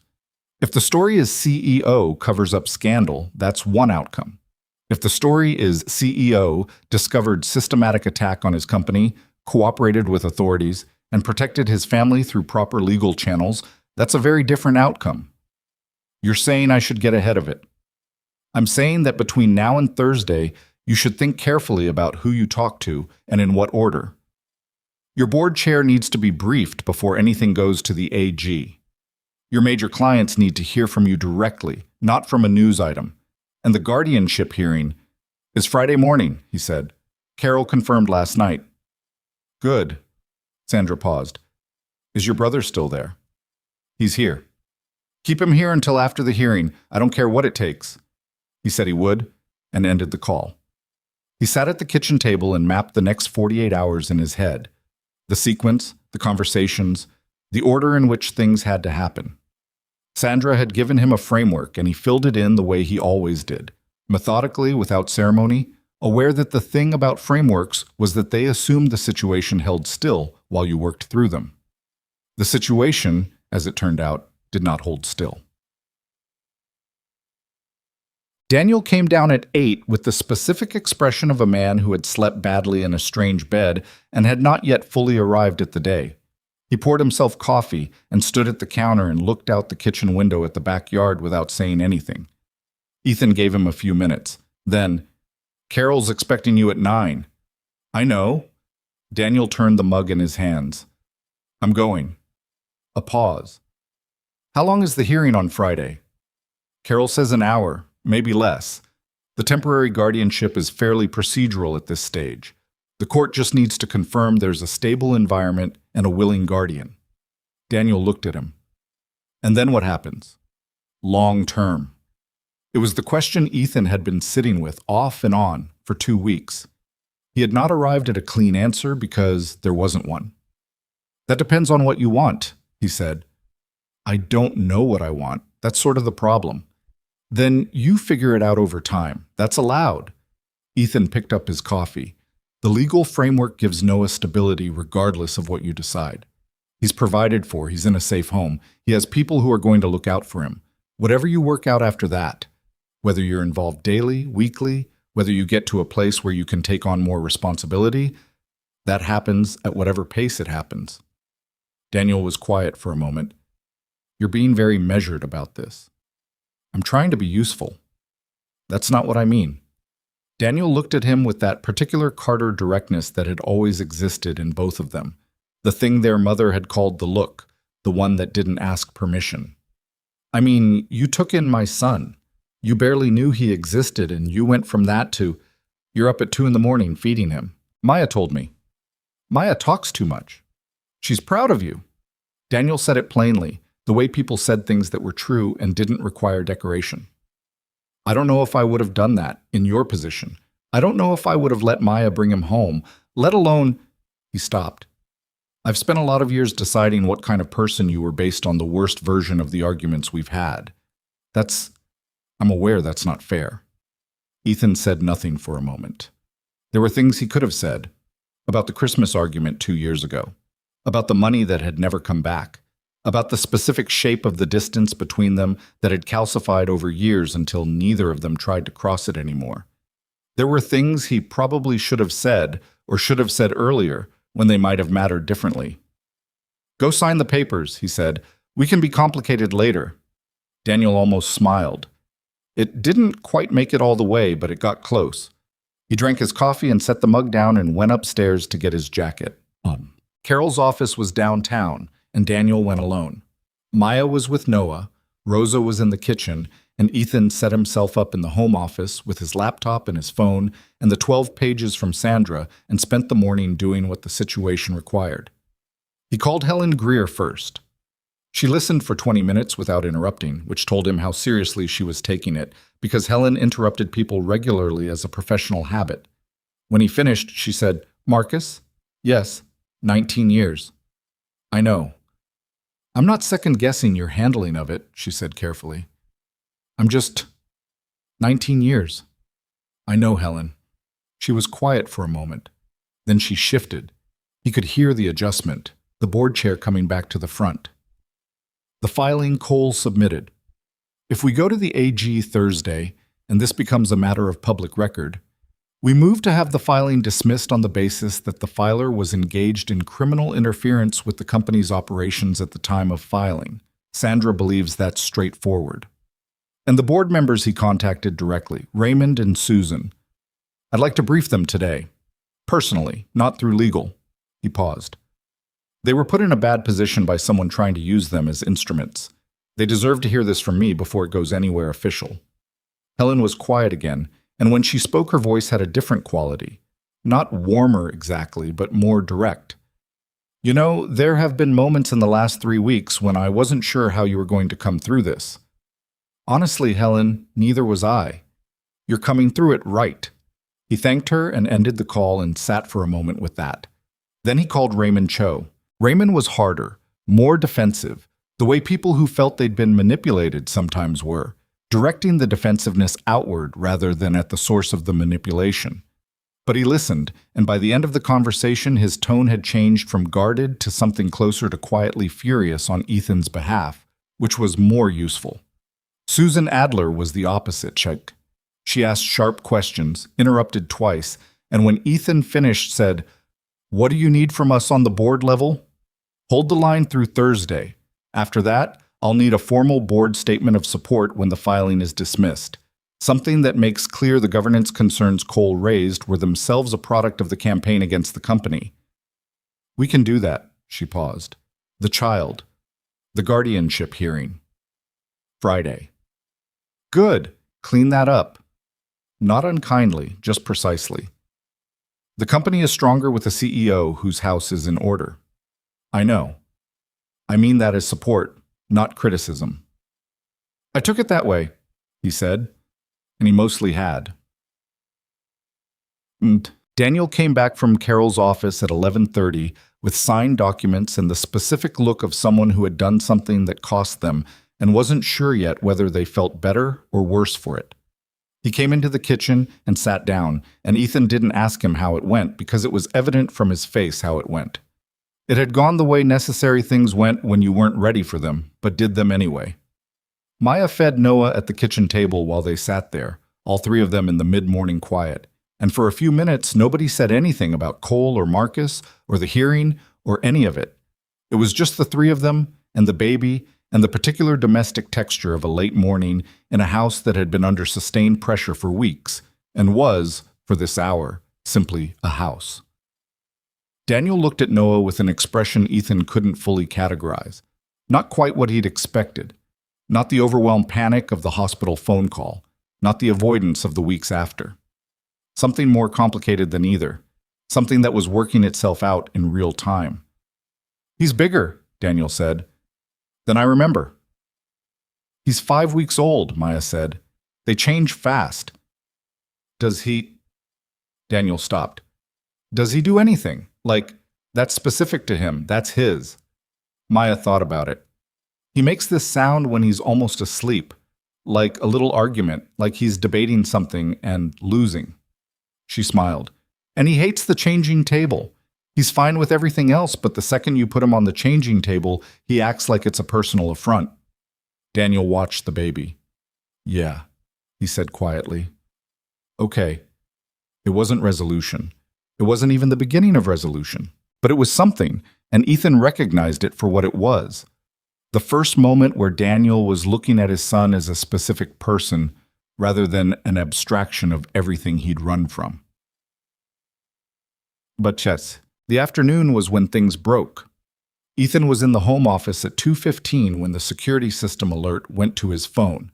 Not a camera notification this time, but a motion sensor at the side gate, the secondary entrance used by the groundskeeper. He pulled up the camera feed and saw 2 men on the property who had not come through the main gate. They were moving along the tree line toward the east side of the house. He was on his feet before he'd fully processed it. He went to the hallway and called out for Maya, keeping his voice level, and heard her answer from the east wing. He went to the stairs. 2 men on the property," he said, keeping his voice low when he reached the landing. "Side entrance, moving toward the east wing." Maya looked at him. She was holding Noah against her shoulder. The expression on her face went through several things very quickly and came out the other side as something clear and decided. "Where do you want us?" "Inner bathroom, 2nd floor. Take the baby. Lock the door. Don't open it for anyone except me." "Where's Daniel?" "I'll find him. Go." She went, quickly and without argument, carrying Noah down the hall. Ethan went back down the stairs and found Daniel in the kitchen looking at his phone unaware. "Come with me," Ethan said. Daniel looked up. "What?" "Now." They went to the back of the house, to the mudroom that connected to the garage, and Ethan locked the interior door and pulled his phone back out and called 911, gave the address and a clear, brief account of the situation, 2 intruders on the property, moving toward the house, and was told units were 8 minutes out. 8 minutes. He looked at Daniel. "Stay here." "Ethan, I mean it. Stay in this room." He didn't wait for the argument. He went back into the house. The east wing was on the opposite side of the building from where the men had entered. If they were moving along the tree line toward it, they knew the layout, or had been given it. They knew the east wing was where the baby was. He thought of Marcus with sudden, sharp clarity. 2 months ago in this house for 15 minutes, Rosa bringing a signature page from the sitting room. Enough time for someone careful to note where things were. He went to the east wing ground floor window and looked out. One of the men was at the exterior door, the side door that led from the east wing directly to the garden, which was rarely locked because it opened to a walled garden with no direct exterior access, except the side gate, which was how they'd come in. Ethan had left that door unlocked. He went to it before the man outside could try the handle, turned the deadbolt, and stepped back. A moment later, he heard the handle turn and not open, and then a pause, and then a voice outside, low and directed somewhere else. "It's locked." Another voice further away. "Try the window." Ethan moved back through the east wing and up the stairs to where Maya had taken Noah. He knocked twice on the bathroom door. "It's me." The lock clicked and the door opened, and Maya was standing there with Noah and a look on her face that was tightly controlled. "They know this wing," she said. "I know." "How long for police?" 5 minutes now, maybe less." He looked at her. "You're okay. You're both okay. The doors are locked, and I need you to stay exactly here." "I'm staying." She looked at him steadily.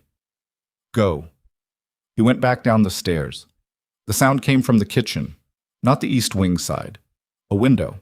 He moved toward it and came around the corner and found Daniel in the kitchen doorway, with a look on his face that said he had not in fact stayed in the mudroom, and facing him through the now open kitchen window was one of the men, half in and half out, apparently not expecting anyone to be standing right there. For a moment, no one moved. The man, 30s, nondescript, the kind of anonymous that suggested professional rather than opportunistic, looked at Daniel, looked past him at Ethan, did the math. "I'd stop right there," Ethan said. His voice came out steadier than he felt. "Police are 2 minutes out. If you come through that window, you're inside a private residence, which is a different charge than trespassing." The man looked at him. "The baby isn't accessible," Ethan said. "Whatever you were sent here to do, the situation you were told you'd find is not the situation you're finding. So I'm suggesting you stop and think about whether this is worth a felony charge for whatever you're being paid." A long pause. The man pulled back from the window. Ethan heard footsteps outside, retreating, moving fast. Then nothing. Daniel turned and looked at Ethan and said, "What the—" "I told you to stay in the mudroom. And I told myself you were wrong." Daniel's voice was shaking slightly. "There was someone at the back door, too. I could see him through the mudroom window. He wasn't going to the east wing. He was coming to the kitchen." Ethan looked at him. "You didn't stay in the mudroom because you were watching the back door." "I had a pan." Daniel held up, somewhat ridiculously, a cast iron skillet that he had apparently retrieved from the stove. "I wasn't going to just stand there." Outside, the first siren became audible. Ethan looked at the window, then at Daniel and the skillet, and he felt something release in his chest. Not relief exactly. Not yet. But the particular valve that opened when you realized the worst moment had passed without becoming the worst outcome. "Put the pan down," he said. "Right." Daniel set it on the counter. "Yeah." But the police took 2 hours. 2 officers, then a detective, then a second detective. Statements from Ethan, from Daniel, from Maya, who came down with Noah once the property had been cleared and secured. The security footage was pulled. Ethan gave them everything, the current day and the prior 2 nights' drive-bys. And the detective, a woman named Ruiz, who asked good questions and wrote things down in the old-fashioned way with a notebook, told Ethan the partial plates from the camera footage gave them enough to start. "The men on the property," she said. "Did either of you get a clear look?" "I did," Daniel said. "The one at the window. I can describe him." Ruiz turned to Daniel and they went through it. Ethan watched his brother sit at the kitchen table across from a detective and give a careful, accurate account of a man's face, and noticed that Daniel was doing it without falling apart, which was its own kind of information. When the police had gone, Ethan called Sandra. She listened to everything without interrupting. When he finished, she said, "This changes Thursday." "How?" "We go to the AG tomorrow. First thing. The break-in attempt connects the physical intimidation to the documented financial crimes, and that's not a connection we want to let sit for another 24 hours.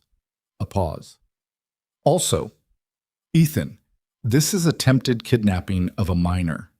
The word landed differently than he expected. He'd been so focused on the operational dimension, the property, the security, the logistics of getting through the moment, that the legal category of it had not fully assembled itself until Sandra said it out loud. "Yes," he said, "I know. That's not corporate fraud anymore. That's a different level of exposure for Cole. Can we connect it to him directly?" "That's what the AG investigation is for. We give them everything. Adrienne's documentation, Marcus's cooperation, the security footage, the police report from tonight, and we let them do the connecting." Her voice was steady, and he was grateful for it. "You've done everything right, Ethan. All of it. Now you let the process work." He hung up and sat in the kitchen. It was after 6. Rosa had made dinner without being asked, the way Rosa did when things were bad and she didn't know what else to offer. The smell of it, something with garlic and slow-cooked tomatoes, filled the ground floor, almost offensively ordinary. Daniel came in and sat across from him. Noah was asleep upstairs with Maya. The house had been resecured, and a private security officer from the company Sandra recommended was now stationed at the main gate. "I keep thinking about the pan," Daniel said. "Don't. I'm serious. What was I going to do with a cast iron skillet against Daniel?" "Right." He put both hands on the table. "Sorry." Ethan looked at him. "You put yourself between someone you thought was a threat and the rest of us." "I was scared out of my mind. Most people who do the right thing are," Ethan said. "That's not a reason not to do it." Daniel looked at him for a moment. "Is that something Dad used to say?" "No, Dad would have locked himself in the office and called his attorney." He said it without heat. "Just factually, the way you stated things about people who were gone and couldn't defend themselves, but also couldn't rewrite the record. I came up with that one myself." Daniel almost laughed. It came out half exhale, half genuine, which was probably the appropriate proportion given the day. The morning of the AG meeting, Ethan woke at 5 and lay in the gray pre-dawn thinking about the shape of the next several hours. Sandra had prepped him the night before. What to bring, what to say, what to let her say. They were meeting with a deputy AG named Forrest, who specialized in commercial fraud, and who Sandra had dealt with before, and described as someone who did not need things explained twice. He got dressed and went downstairs and found Daniel already in the kitchen with coffee. "You don't have to be up," Ethan said. "I know." Daniel poured a second mug and set it on the counter. "I want to be." Ethan picked up the mug. They stood in the kitchen in the early morning dark, not talking, just occupying the space the way people did when words weren't the point. "When this is over," Daniel said finally, "when it's over, we talk. About all of it." "About all of it," Ethan agreed, "but not today." Daniel nodded. "Not today." "What?" The meeting with Deputy AG Forrest lasted 3 hours. Sandra led most of it, which was the right call. She was precise in a way that bureaucratic environments responded to, neither over-explaining nor under-documenting, presenting the material in the specific sequence that made the pattern obvious without forcing the conclusion. Ethan answered questions directly and, where he could, corroborated Sandra's points with his own account. Adrienne's hard drive had been copied and the copy turned over in a formal evidence transfer that Sandra had prepared paperwork for in advance. Forrest was somewhere in his 50s, with the quality of patient attention that came from having looked at a lot of financial documentation over a long career. He didn't editorialize. He asked about the break-in. Detective Ruiz had already sent over the incident report, which told Ethan that Sandra had called her, and listened to Ethan's account with the same flat focus he'd given the financial documents. At the end of the meeting, he said, "We'll open a formal investigation. I want to be clear that opening an investigation is not charging anyone. That process takes time, and it will take the time it takes." "I understand that," Ethan said. "What I can tell you is that the documentation you've brought is among the more thorough initial packages I've seen in cases of this type. That's notable. My operations manager kept records of everything Cole asked him to do," Ethan said, "for 37 months. I don't know what his reasoning was, but the records exist." Forrest looked at him. "Has he been cooperative?" "Fully, from the moment I confronted him." "That helps." Forrest closed his folder. "We'll be in touch through Ms. Reeves. In the meantime, I'd ask that you not take any independent action against the individuals involved." "Understood." "And the board filing." "We'll be filing for dismissal today," Sandra said, "on the basis that the filer was engaged in criminal interference with the company's operations at the time of filing." Forrest nodded once. "That's appropriate." They drove back from the AG's office in Sandra's car, mostly in silence. At one point, Sandra said, "You held it together well in there." "I just told the truth in the right order." "Most people can't do that. They either want to editorialize or they want to perform calm so hard they seem like they're hiding something." She glanced over at him. "You just told the truth." He looked out the window at the city going by. "I've spent a long time building something. I'm not going to lose it because I couldn't sit still and tell the truth in front of one person." "No," Sandra said. "You're not." The board of Carter Logistics convened an emergency session that afternoon, requested by Ethan and prepared by Helen. He stood at the head of the conference table and told them everything, all of it, without softening, without the careful framing of damage control. Marcus, Cole, the 3-year timeline, the documents, Adrian, the break-in at the house, the AG meeting that morning. He told them about Noah and the guardianship hearing the next day. He told them where every piece of it stood right now and what he expected to happen next. When he finished, Raymond Cho said, "Why are you telling us this in full? You could have given us the managed version." "Because you're owed the full version," Ethan said. "You were used as instruments by someone running a campaign against this company, and you deserve to know exactly what that campaign looked like from the inside." He looked around the table. "And because this company's board making decisions based on incomplete information is precisely the condition Cole was counting on, I'm not going to replicate that." The room was quiet. Helen said, "The dismissal filing for Cole's board complaint goes in today." Sandra filed it an hour ago. "And Marcus?" "On administrative leave pending the investigation. That's the legally correct position right now.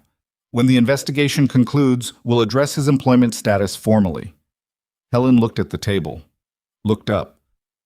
"I'm going to say something on behalf of the board." She looked at each of the other members briefly, then at Ethan. "What you've brought to this table today is the kind of transparency that most people in your position would have avoided out of self-protection. You didn't do that. You brought us the full picture, you cooperated with authorities, and you handled a direct threat to your family without letting it destabilize this company's operations." A pause. "The board's confidence in your leadership is not shaken. I want that said out loud. In this room, today." Raymond nodded. Susan said, "Agreed." Ethan looked at them. He was not, by temperament, a person who received things like that gracefully. He was better at the work than at the acknowledgement of the work. But he held it and said, "Thank you." He drove home in the early evening light and pulled into his driveway and sat in the car for a moment before going in. The security officer was at the gate. The house was lit from inside, warm windows, the ordinary light of a house that had people in it who were going about the business of an evening. He sat there and let the day settle. Not over. The investigation would take months. The legal process had its own timeline, its own pace, its own set of things he couldn't control. Marcus would have to be dealt with eventually in a way that was going to be painful, regardless of how it landed. The company would need to be assessed for other vulnerabilities. Places Cole might have found doors that Marcus hadn't been the one to open. There was work ahead. There was going to be work ahead for a long time, but the shape of it was visible now. The thing that had been operating in the dark for 3 years had been brought into a room with fluorescent lighting and a man with a notebook and a deputy attorney general's calm, methodical attention. That was not nothing. That was, in fact, the thing. The moment when a threat stopped being ambient and became specific, stopped being everywhere and became somewhere the law could find it. He got out of the car and went inside. Maya was in the kitchen. Noah was in the bouncy chair on the counter, awake, tracking the ceiling with the unfocused seriousness of a 5-week-old. Daniel was at the table with his phone, doing something that looked like research. He looked up when Ethan came in, and his expression asked the question. "It's moving," Ethan said. Daniel nodded. "Okay. Hearing still tomorrow morning at 9. "I know. I'm ready." Ethan looked at Noah. The baby had found whatever it was on the ceiling that interested him and was staring at it with complete commitment. Ethan reached out and put one finger in the vicinity of Noah's hand, the way he'd started doing without thinking about it. And Noah's hand closed around it with that reflex grip that newborns had. Not voluntary, just the oldest instruction in the body, hold on to what you find. He stood there for a moment, his finger in Noah's hand, and thought about the hearing tomorrow and the investigation moving forward, and Marcus in his quiet house somewhere not sleeping, and Cole beginning to understand, perhaps for the first time, that the walls had come in. He thought about 3 years of something operating beneath the surface of everything he'd built, and about Adrienne Park keeping records in a file she'd hoped she'd never have to use, and about Daniel driving across 2 states with documentation in his bag, because he hadn't known what else to do with it, but he hadn't thrown it away either. He thought about Marcus's voice in that office. "I kept them. I don't know why." People kept things they knew mattered even when they couldn't say exactly why.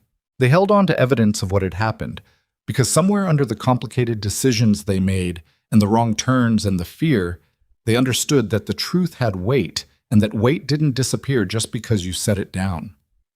He stood in his kitchen with his finger in his nephew's hand and understood, in a way that was quiet and factual and not particularly dramatic, that the version of himself who had walked through this front door 3 weeks ago, the one who had smelled baby powder and stopped in the foyer trying to identify what was wrong, would not have stood here like this.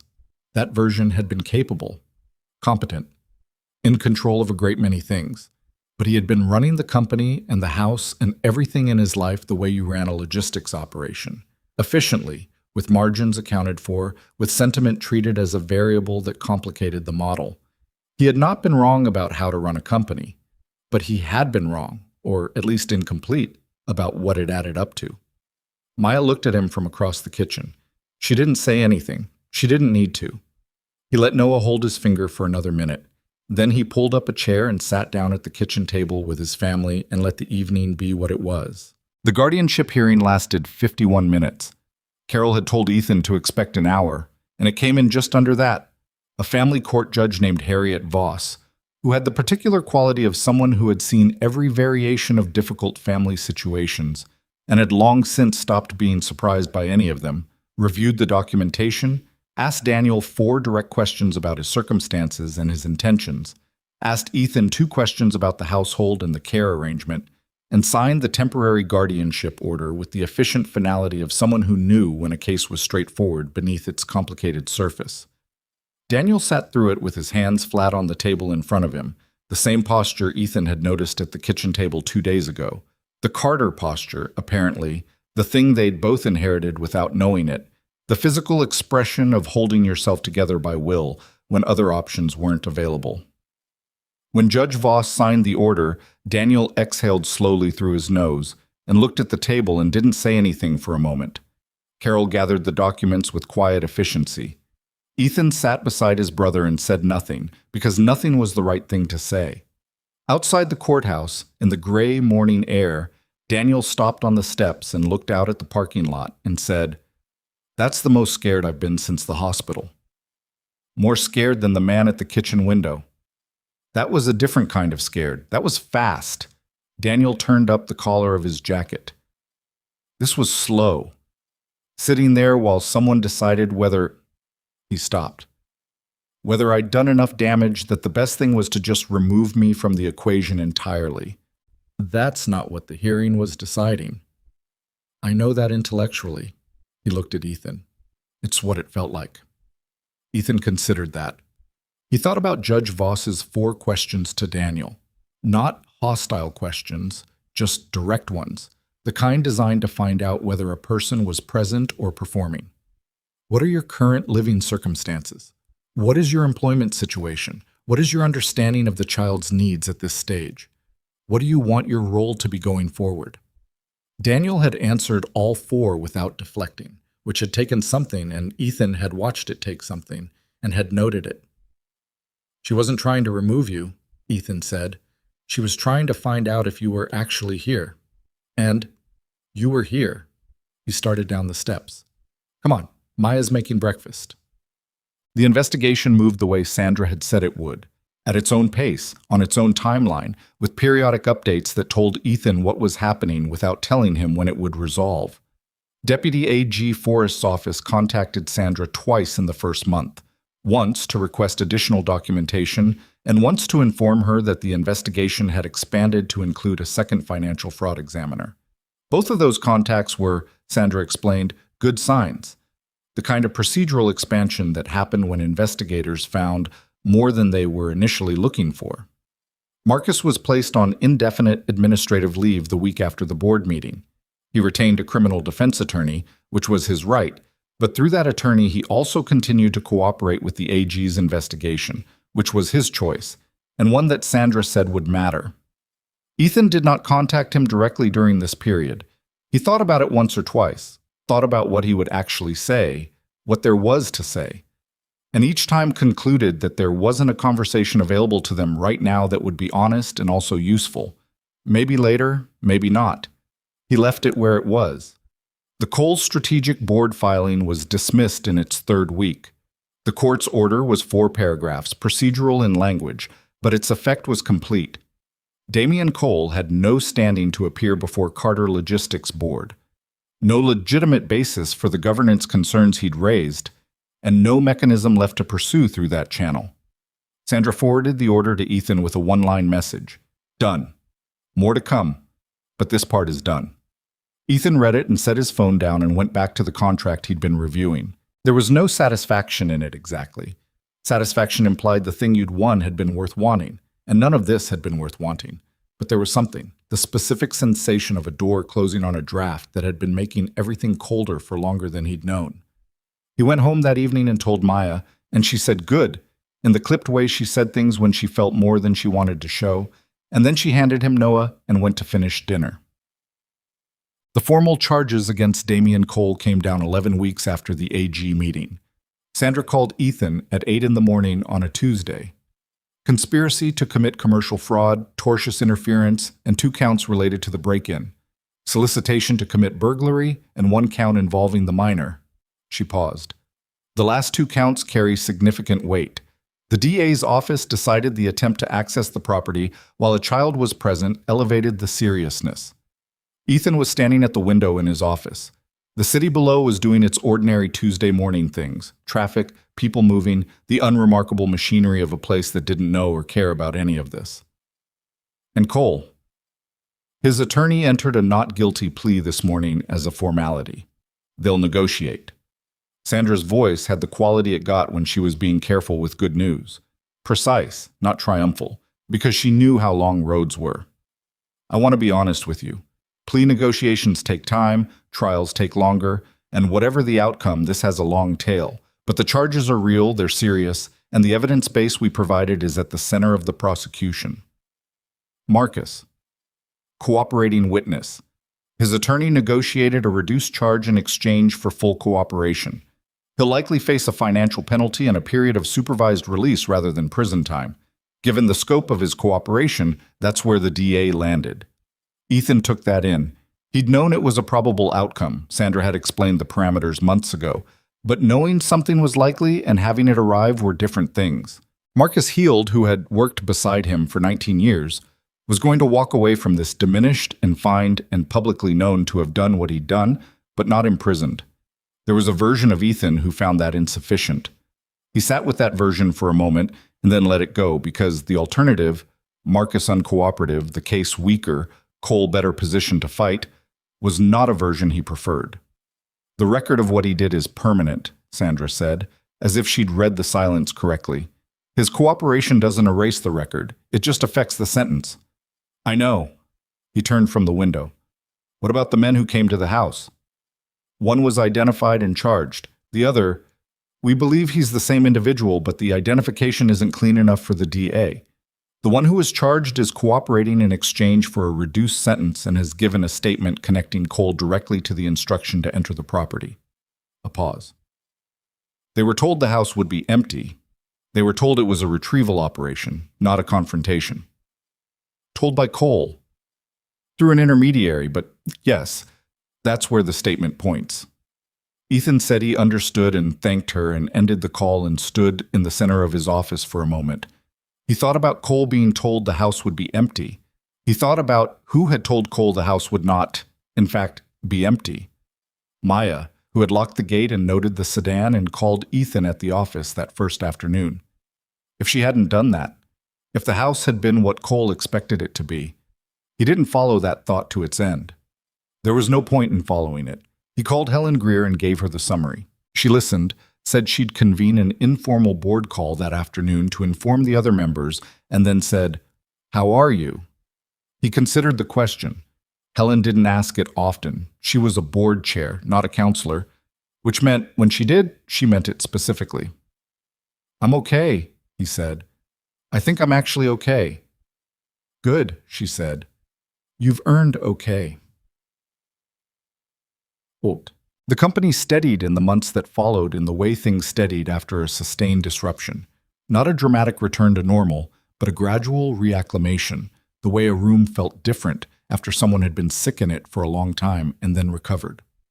The operational infrastructure that Marcus had overseen needed reorganization, and Ethan spent considerable time in that process, more time at the ground level of operations than he'd been in years, re-examining systems he'd trusted without verifying because the person he'd trusted to verify them had been the problem.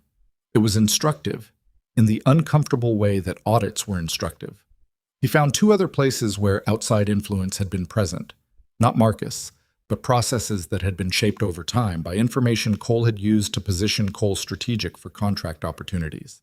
Nothing criminal in those instances, just the ordinary advantage that came from knowing more than you should. He fixed them, document by document, system by system, and hired a new operations director named Veronica Lamb, who had run logistics infrastructure for a regional airline and had the particular directness of someone who didn't need to be managed. He also called every major client personally, not with an explanation of what had happened. He kept those calls focused on the relationship, the contract, the work going forward, but with a directness that several of them commented on. The Holloway account, which Cole had been angling for, renewed at better terms than the previous cycle. The government contracts held. One client, a distribution partner in the Mid-Atlantic region who had been quietly drifting toward Cole Strategic for 18 months, said during their call, "I want to be honest with you. We were close to making a change. I'm glad we didn't." "What changed your mind?" Ethan said. "The way you handled the public side of this. No spin, just the facts, then what you did about it." Ethan thought about Sandra saying the narrative matters in her office months ago. He'd understood it tactically at the time. He understood it differently now. Not as strategy, but as the simple fact that people could tell, usually, whether you were managing them or talking to them, and that the difference accumulated over time into something that looked like reputation. Daniel stayed for 3 months. He'd planned to stay for 2 weeks, to sign the documents, get through the immediate crisis, and then figure out what came next from somewhere else. But 2 weeks passed, and he was still there. And Ethan didn't ask him to leave. And Maya didn't ask him to leave. And somewhere in the 3rd week, Daniel had started doing things without being asked. Fixing the gate latch that had been stiff for a year, making dinner twice a week, taking the early morning shift with Noah on the nights Ethan had calls in different time zones. He was not, by any measure, a natural at this. He was awkward with Noah in the specific way of someone who had not been around babies and was learning the physical grammar of it in real time. How to hold the weight properly, how to manage the head, how to read the different registers of crying. He was visibly uncertain in a way that he didn't try to hide, which was itself a change from the Daniel that Ethan remembered, the one who had always covered uncertainty with momentum. One evening, Ethan came home to find Daniel in the East Wing sitting on the floor with Noah on a playmat between them. Daniel had a small cloth book that he was holding up and narrating in a low, steady voice, not baby talk exactly, just talking, describing what was on the pages in the ordinary language of someone having a conversation they knew was one-sided. Noah was watching him with that complete newborn attention, the absolute absorption of someone for whom everything was still incoming signal. Ethan stood in the doorway and didn't announce himself. He watched for a few minutes. Daniel didn't perform, didn't sense an audience and adjust. He just kept talking to his son in the quiet of the East Wing, while the afternoon light came through the window and Noah watched him like he was the only thing in the room. Later that night, Ethan told Maya what he'd seen, and Maya said, "I know. He does that most afternoons." "He didn't tell me." "He wouldn't." She looked at Ethan. "He's not doing it for credit. He's doing it because he's trying to figure out who he is to that baby, and talking to him is the only way he knows how to try." Ethan thought about that for a long time. Before Daniel left, they had the conversation they'd been deferring. It happened on a Saturday morning, just the two of them in the kitchen, Maya out with Noah in the backyard, a pot of coffee between them and no particular agenda except the one they'd both known was waiting. It wasn't a clean conversation. It wasn't the kind where things got said and then were resolved and everyone moved forward lighter. Daniel said things that were hard to hear, about growing up in Ethan's shadow, about the way their father's approval had always seemed to travel in one direction, about the specific loneliness of being the second son in a family where the first son had already sorted out how to be competent before the second one arrived. He didn't say it as accusation. He said it as account. The the way you describe terrain rather than assign blame for it. And Ethan, who was not good at this, who had never been good at sitting with someone else's pain without trying to solve it, did the thing that didn't come naturally. He listened without interrupting, without reframing, without offering the counterargument he could feel assembled and ready in the back of his mind. He listened, and when Daniel was finished, he said, "I didn't know it felt like that. I should have." "You couldn't have known what I never told you." "I could have asked." Daniel looked at the coffee. "Yeah, maybe." A pause. "I made my own choices. I need to own that. The money I borrowed and didn't pay back, the programs I quit, the way I ran when things got hard, that's not your shadow. That's me." "Probably both," Ethan said. "Probably both," Daniel agreed. They sat with that for a while. "I got a job offer," Daniel said finally. "Supply chain coordinator for a mid-size manufacturer in Phoenix. It's not glamorous, but it's real work, and the guy who offered it knows my history and offered anyway." "When did this happen?" 2 weeks ago. I've been thinking about whether to say yes." Ethan looked at him. "What's the hesitation?" "Noah." Daniel said it plainly, without hedging. "If I'm in Phoenix, I'm not here. And I know the legal situation is settled and he's safe and taken care of, but..." He stopped. "I missed 5 weeks of his life already because I was too scared to come back. I don't want Phoenix to be another version of that." "Phoenix isn't the hospital," Ethan said. "Phoenix is a job and a life and something you're building. That's not the same thing as running." "How do I know the difference?" It was an honest question. Ethan didn't rush an answer. "I think you know the difference when you stay connected, even when you're somewhere else. When you drive back here on weekends, when you call, when you're present in his life, even when you're not in the room." He paused. "Running is the thing where you stop showing up. You stopped showing up once. You came back. The coming back is the relevant data." Daniel looked at him for a long moment. "When did you get wise?" "I'm not wise. I just have a 5-month-old in my house and I've been doing a lot of thinking." Daniel almost smiled. The full version this time, which reached his eyes. "Noah's doing that to you." "Noah and everything else." Ethan picked up his coffee. "Take the job, Daniel." "Yeah." "And come back on weekends, at least at first." "Yeah." He looked down. "Yeah, I will." He left on a Sunday afternoon in the same car he'd arrived in, which someone had washed in the meantime. Maya stood on the front steps with Noah in her arms and watched Daniel load the car, and Daniel came back up the steps and stood in front of her and looked at his son for a moment, the full attention look, the one Ethan had seen in the East Wing, and then kissed Noah on the forehead once and said something very quietly that Ethan didn't catch. Maya nodded. Daniel turned to Ethan and they stood there for a second, and then Ethan put his hand on the back of Daniel's neck briefly, the way their mother used to do, and Daniel looked slightly startled and then not, and they didn't make it into more than it was because neither of them needed to. He drove away. They stood on the steps until the car turned the corner. "He'll be back Friday," Maya said. "I know." "You know, or you're hoping?" Ethan looked at her. "I know," he said, and meant it.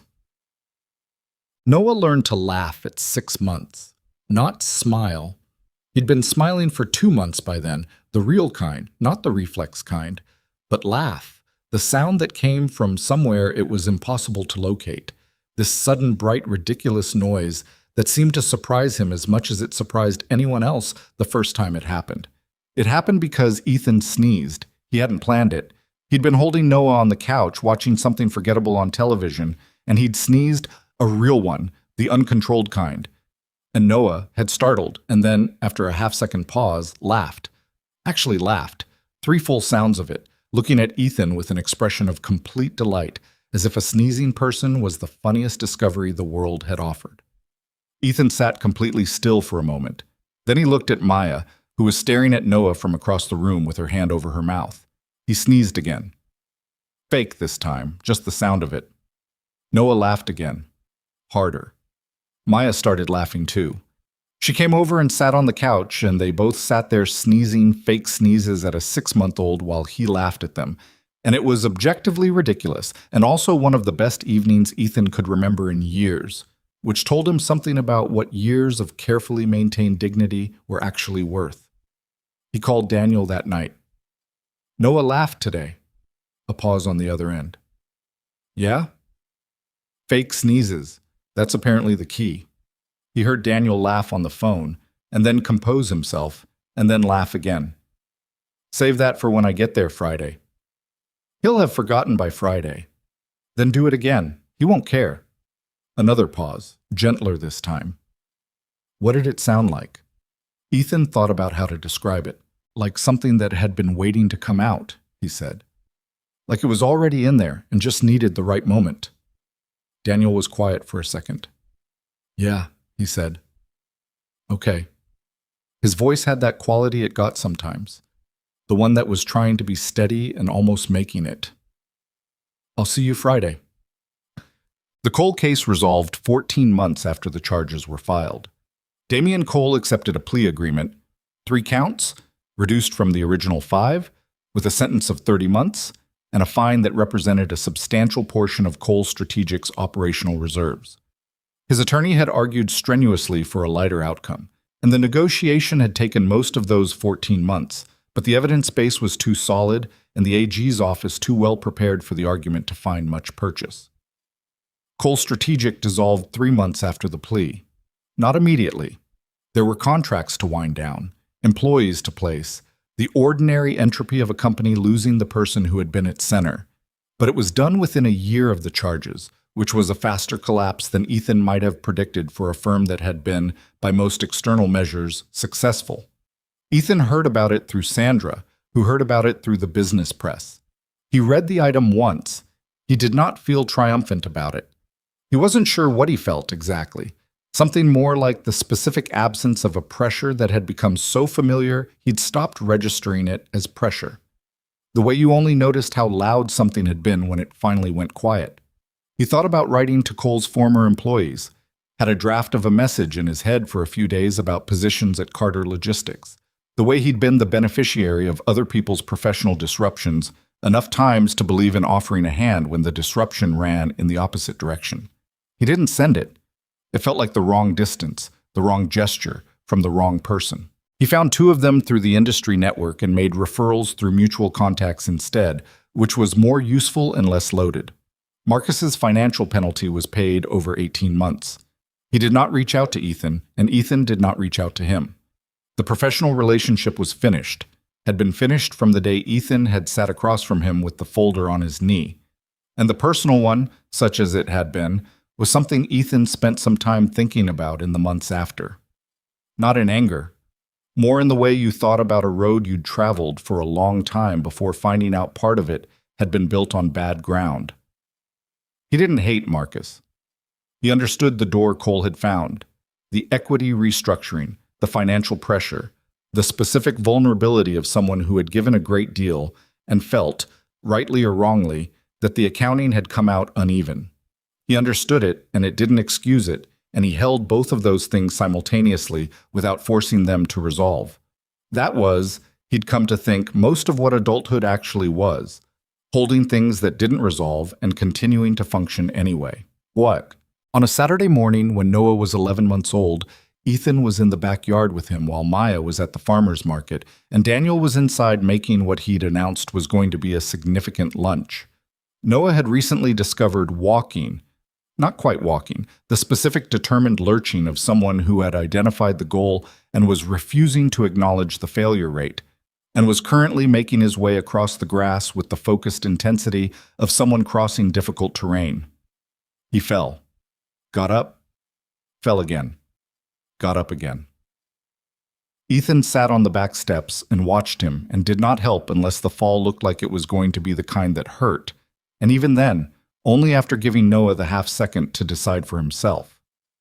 Maya had read something about this, about the instinct to intervene too quickly, about how the getting up was the point, not the not falling. He'd had to learn that, the not intervening. It didn't come naturally. His instinct was to solve the problem, and a child falling was a problem, and the catch was that the catching was its own kind of problem. It took practice, the sitting on the step and watching, the keeping the hands still. Noah fell a fourth time and this time sat in the grass and looked at Ethan with an expression that was evaluating whether this warranted upset. Ethan met his eyes and kept his face neutral. Noah looked at the grass, looked back at Ethan, then put his hands down and pushed himself upright again with a grunt of effort and kept going. Ethan watched him go. He thought about what this year had been, not the crisis of it, the weeks of Cole and Marcus and documents and broken gates, and the terrible held-breath hours when two men had moved along his tree line, but the cumulative shape of what had happened to him in unmistakable.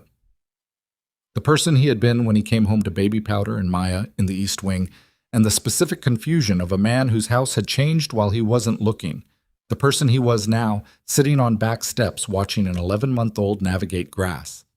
He had not become a different person. That wasn't how it worked. You didn't get a crisis and come out the other side remade. You came out the other side as yourself, but with different information, with a more accurate map. The map now showed things that the previous version hadn't. It showed that the company he'd built, and it was well built, genuinely well built, whatever had happened inside it, was not the thing that had held during the worst of it. What had held was Maya, who had made a decision alone at 11 at night and had stood behind it without apology. Daniel, who had driven across 2 states with a hard drive and a cast iron skillet and an unexpected willingness to stand between a threat and his family. Sandra, who had met his calls at 7 in the morning and 12 at night with the same steady precision. Helen, who had said you're coming through it right in a room where she didn't have to say anything. Adrienne Park, who had kept records for 4 years because she understood that the truth had weight, and weight didn't disappear. None of them perfect. All of them, in their specific and flawed and particular ways, present. That was the thing Ethan had not understood before, or had understood abstractly, the way you understood things you'd never needed. He had built a reliable company. He had built systems that worked, margins that held, a reputation for doing what he said he would do. Those things had value. He wasn't dismissing them, but he had confused reliability with connection, had confused the absence of chaos with the presence of something real. The real thing was harder and more expensive and couldn't be audited or documented. It was the 3 a.m. feeding when you hadn't planned to get up. It was the conversation on the kitchen steps that said everything by saying almost nothing. It was the way Maya had handed him Noah the evening the charges came down and gone to finish dinner, the ordinary-ness of it, the trust inside the ordinary-ness. He had been building the right things, he had just been building them in the wrong order. Noah had made it to the far end of the yard. He turned around, which required a complex multi-step process of pivoting and rebalancing. And when he'd completed it, he looked at Ethan across the grass with an expression of genuine satisfaction. Then he started back. The walk back was steadier than the walk out. Already. 11 months old and he was already calibrating, already adjusting, already integrating the information from the failures into the next attempt. Ethan watched him come and thought about all the times in the past year he'd sat in this yard or at that kitchen table or in the East Wing at 3 in the morning and felt the ground shifting under the version of himself that knew how to handle things, that had a plan, that kept the compartments separate and the variables organized. The ground had shifted. He had not collapsed with it. Neither had the people around him. And Noah, who had arrived in this house without context or consent or any say in the matter, had somehow become the specific small person now crossing a lawn toward him with his arms slightly out for balance and his expression entirely focused on the goal. He reached the steps. He grabbed Ethan's knee with both hands and looked up at him. "Yeah," Ethan said. "Good job." Noah made a sound that was not quite a word yet, but was clearly a response. Something emphatic and communicative, a position statement. Then he turned and looked at the yard as if considering another crossing. Daniel came to the back door. "Lunch is ready." He looked at Noah. "Did he make it all the way across?" "Twice." Daniel came down the steps and crouched in front of Noah, and Noah grabbed his uncle's face with both hands, the way he sometimes did, the flat-palmed press of someone exploring a surface, and Daniel held still and let him. His face did the thing it did when he was with Noah, the thing that wasn't quite readable, that sat in the territory between grief and gratitude, between all the ways he'd fallen short and all the ways he was still here. "Hey," Daniel said quietly to his son. "Hey, buddy." Noah released his face and patted his own head, apparently pleased with the interaction. Daniel stood up. The three of them went inside. The table was set. The food was real. Maya came through the front door 20 minutes later with bags from the market and kicked her shoes off in the foyer and said, "It smells good in here," and Daniel said, "Obviously." And Ethan was cutting bread at the counter when Noah, from his spot in the high chair, said a sound that was not quite a word yet but was clearly directed at Maya, urgent and proprietary, the sound of someone who had identified the person they wanted most in the room and was making it known. Maya went to him. She touched his face. He grabbed her hand and held it. Ethan looked at the three of them across the kitchen. His wife, his brother, the boy who had arrived in this house as a crisis and had become, quietly and without ceremony, the center of something, and thought about what it actually meant to have built something worth keeping. Not the company, not the contracts, the margins, the reputation carefully tended over years. Those things were real, and they mattered, and he would continue to do them well because doing them well was part of who he was. But this kitchen, these people, with all their imperfections and unresolved histories and the particular ways they had each fallen down and gotten up again. This was the thing that had held. This was the thing that had been worth, in the end, everything it had cost to protect. He put the bread on the table. He sat down. Outside the window, the yard was empty, and the afternoon light was the particular gold of a season turning, the kind of light that didn't last long but was very clear while it was there. Noah banged his tray once, twice, the emphatic percussion of someone ready for what came next. Ethan looked around the table at the people there. There were harder things ahead. There always were. The case still had a long tail, the company still had work to do, Daniel still had a life to build in Phoenix that would require more of him than he yet knew. Noah would grow up with questions that didn't have clean answers, about his mother, about the early weeks, about the specific shape of the family he'd landed in. Those conversations were ahead. Some of them were going to be hard, but the people who would have them were here, imperfect, present, and willing to stay in the room when things got difficult. That was not a small thing. Ethan had spent enough of his life dismissing it as a small thing, and he was not going to make that mistake again. He reached for the bread. Someone passed the salt. Daniel said something that made Maya laugh. Noah banged his tray. The afternoon moved through the window in its temporary gold, and they sat in it, and for once, Ethan Carter did not think about what came next. He was already where he needed to be.